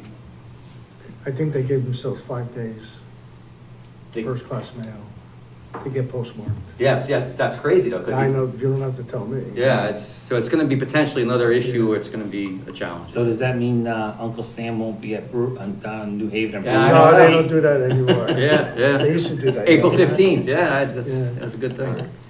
Yeah, no, that postmark is very, very scary that they're doing. Yeah. Because when it goes to the plan, it just sits there. Yeah, it's. So But what you can do is when you go to, when you go to the post office, if you already have your stamp, you could just give it to the clerk, say, could you postmark this now?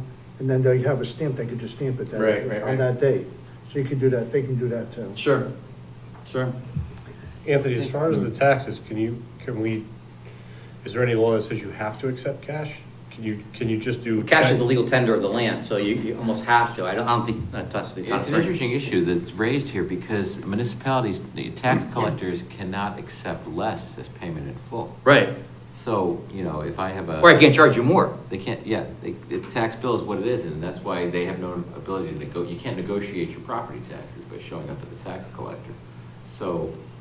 I'm just wondering This if is it's gonna like- require some state legislation, I think, to correct the penny issue. for Yeah. Tax bills. I didn't know if you could only, like, no longer accepting cash, we're only gonna accept check, money order, Yeah. you know, credit card, whatever. I mean, if you pay through your bill paying through your bank, you can set up on your bill pay, and it goes out on time, you can set the time, everything else.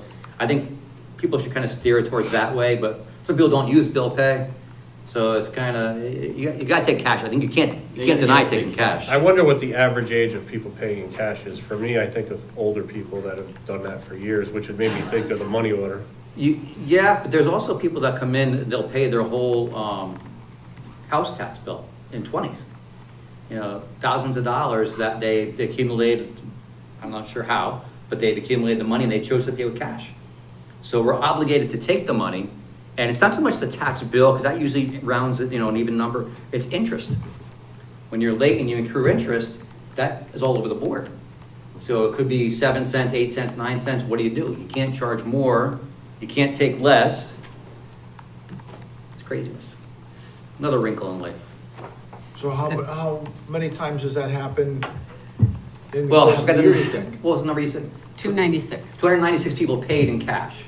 So potentially, And they were, total, in that last billing period. yeah. A lot of people pay in check, a lot of people pay online. There's multiple ways you could pay. If you have an escrow, obviously, for your house taxes, that's cleaner. Car taxes, you're paying, you know, on your own kind of thing. But it's just another, like the whole postmark thing is an unforeseen repercussion, and you know, reaction that's gonna happen based on this one decision that was made. It's kind of. They're ruining the postal service. So you need a system. jar of pennies. You need a big jar of pennies. Yeah. Exactly. That's right.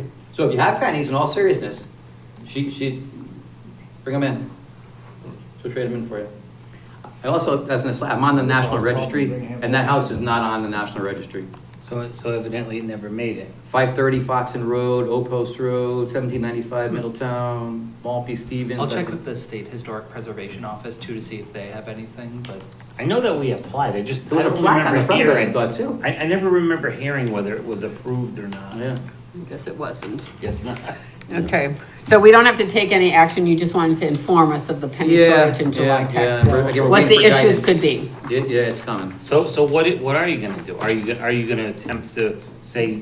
We're gonna try to put on the cash tax or, bill saying, please pay with exact change if at all Okay. possible. And then we have to make sure, because the problem too is, you come in and you pay 2 cents more, I pay 2 cents less. At the end of the day, the draw is balanced, but they have to fix your bill. And if they don't fix your bill, you're gonna get banged with a $2 late charge next month, Right. and you're like, wait, I paid, what are you talking about? So there's implications, and it's gonna be, every transaction needs to be looked at and say, okay, Tom was short two pennies, let's put pennies in there for him. Anthony was over 2 pennies. It's just an additional piece of craziness. We want to add the Totucket Times looking for pennies. Just people Yeah. come down with pennies and give them cash for it, right? Yeah, exactly. Basically, you need a jar of pennies. That's right. My card plane money. Okay. Contingency appropriations, next Contingency item. appropriation, there was some work that is proposed to be done at the former police station by the folks from the food pantry. They're putting in some additional freezers, need some additional electrical outlets. And this came before the finance committee, and then the proposal was to bring it before the council to use that contingency appropriation to get this done. So the reason it came before us is because it's still our building and they are paying to rent the building. They did some electrical work there without consulting the landlord, and had some little issues with some heat. So now they bought some freezers that they want to put there, but they were told they had to, before they install them, they had to have Franny come over and look at the building and everything. We are paying it was brought forward to finance about the town doing the electrical work so that we know that it's done correctly in the building for the appliances, for the freezers that they are installing in there. So that's why it's here in. So they want us to pay for the whole wiring upgrade?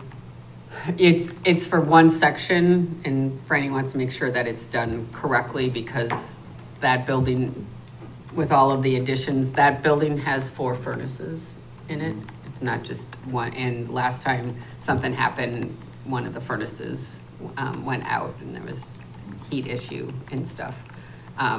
So Franny wanted us to do the work. So he went and got a quote from one of the contractors that's on his bid list. And this was the quote. Are they triple net? No, it's just,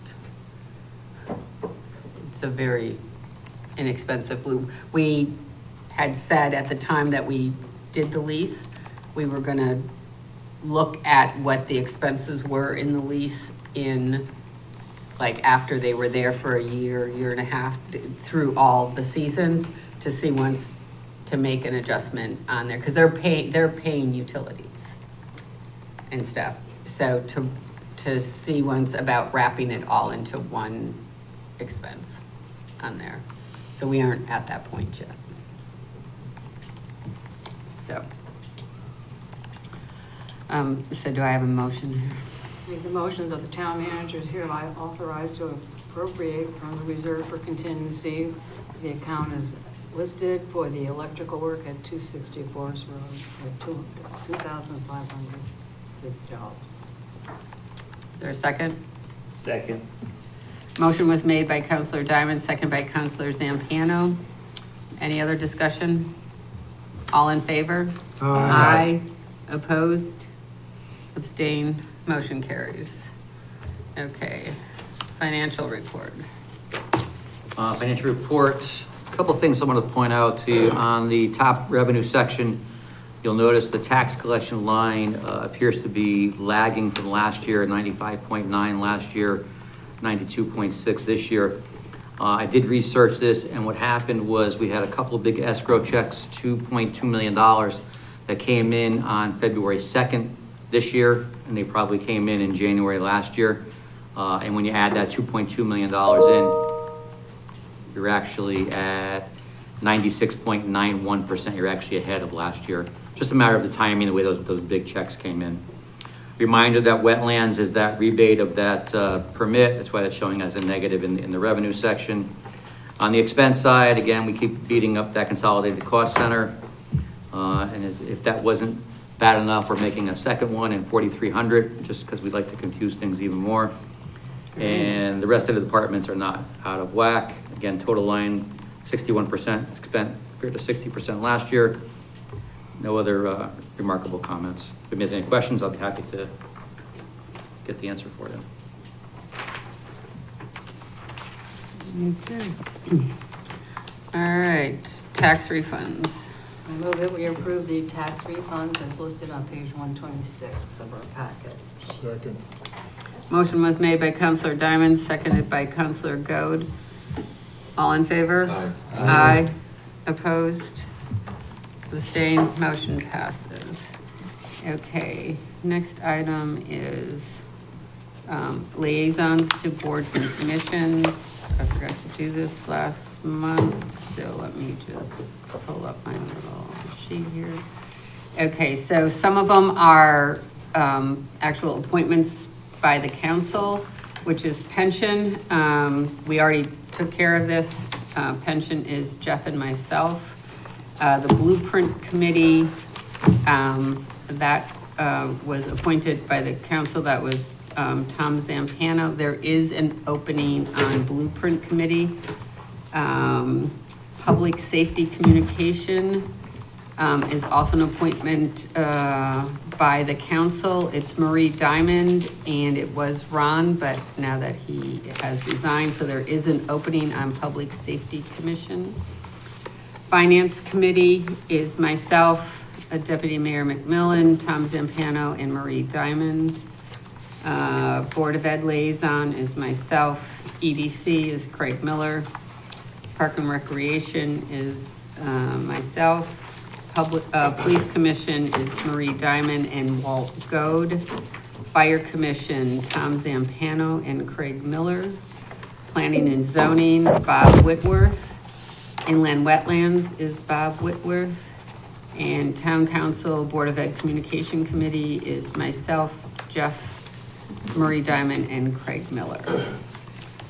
So those are appointments and committee members as of right now. If anyone wants to go on, is interested in going on any other commission or the two, or boards or commissions, and the two opening is public safety and blueprint, just let me know and we can take care of that. Okay, citizen statements. I forgot to read this under the first one, so this was submitted to be read into the record tonight. This is from Bill Savastano. Once again, I would like to ask the town council to consider a tax freeze for our those seniors that are 75 years of age and that have lived in their homes for 20 years or more. The parameters can be negotiated as well as the freeze. 75% of last year's tax bill. This freeze is necessary because our seniors' COLA cannot keep up with what's been happening with the economy as well as the spending in our town. Other surrounding towns have adopted a freeze and Branford is looking at it right now. This freeze can be amended to the present tax relief for seniors ordinance. I call attention to all you seniors listening in, send your appeals, concerns into the town council before the budget season. An approximate estimate of residents taking advantage of this, 100 residents at $300, it equals $30,000. Our seniors deserve this tax freeze. Thank you, Bill Savastano, Sunnyside Drive in Northford. I just read this as he presented this. I do not know where he got the dollar information from. So I'm not sure what that refers to, but that is what was in his email. I'd kind of like to look into this here. Maybe there is some relief that. I've already started conversations with Dave Ambrose and he's pulling some information together for the council as to what types of programs and it'll be presented during budget season. Okay. For us to consider. A couple years ago, when I was on the town council, I started looking into something. I did do some interviews. And I wanted to, again, do some interviews with, some of the other towns, neighboring towns. And I know Dave Ambrose is looking at it, but I'd like to look at it myself as well. Go ahead. Okay. Fine. Thank you. Hmm? Cliff? Good evening, Cliff Potter, Northford. I'll keep my things short. Is the charter officially on hold now? Did we get an official ruling? I know there was some research that was done. And I'm only asking because I think you guys are gonna be buried. You're gonna have to put pictures of yourselves on your refrigerators during budget time so your family knows what you look like. And I appreciate that. I really do. I don't think people realize, and again, if there's problems, where are the people? I mean, knock that off your to-do list because your to-do list is too big to do. The budget's a tough season. It's always tough on you guys and you get hit from the people that want and the people that have, and it's very tedious and you got new people that haven't done it yet. So again, you're gonna have new issues. God bless you, work through it. We support you here from the trenches here. I never heard any talk about a new town manager. Is that in the works? It is. Yep. Okay, I mean, it was nothing, there's nothing Yeah, no, even. the job is posted on the town website, plus in several, I mean, he's doing a good job. I'm not looking to push him out of his chair. he's the interim. But we hadn't town heard manager. anything. Yep, so it is happening right now. And unfortunately, we have to do everything we need to do to keep that food bank going. It's a shame that we think we live in a good town, but there's people that don't have it, what they need. If you go by that parking lot on the pickup day, how can I say it? It's disheartening, but rewarding to see what Rita's doing with her crew, and, you know, and because of all the changes, it can't be just North Branford anymore, am I right, Rose? If somebody from East Haven needs food, they can go to North Branford? Is that- Because they get food from Connecticut Food Share. Yeah. So, so they have to let anyone come in, but the difference is the people from out of town only get items that come from Connecticut Food Share. Oh, okay, yeah. but Whereas the residents of North Branford, they are open to all of the Okay, items that are you know, donated. I always feel you take care of your own. So they do, and so they do get a much larger selection and they get Okay, more stuff. well, that's good to know. I mean, again, I really didn't feel the charter's in trouble.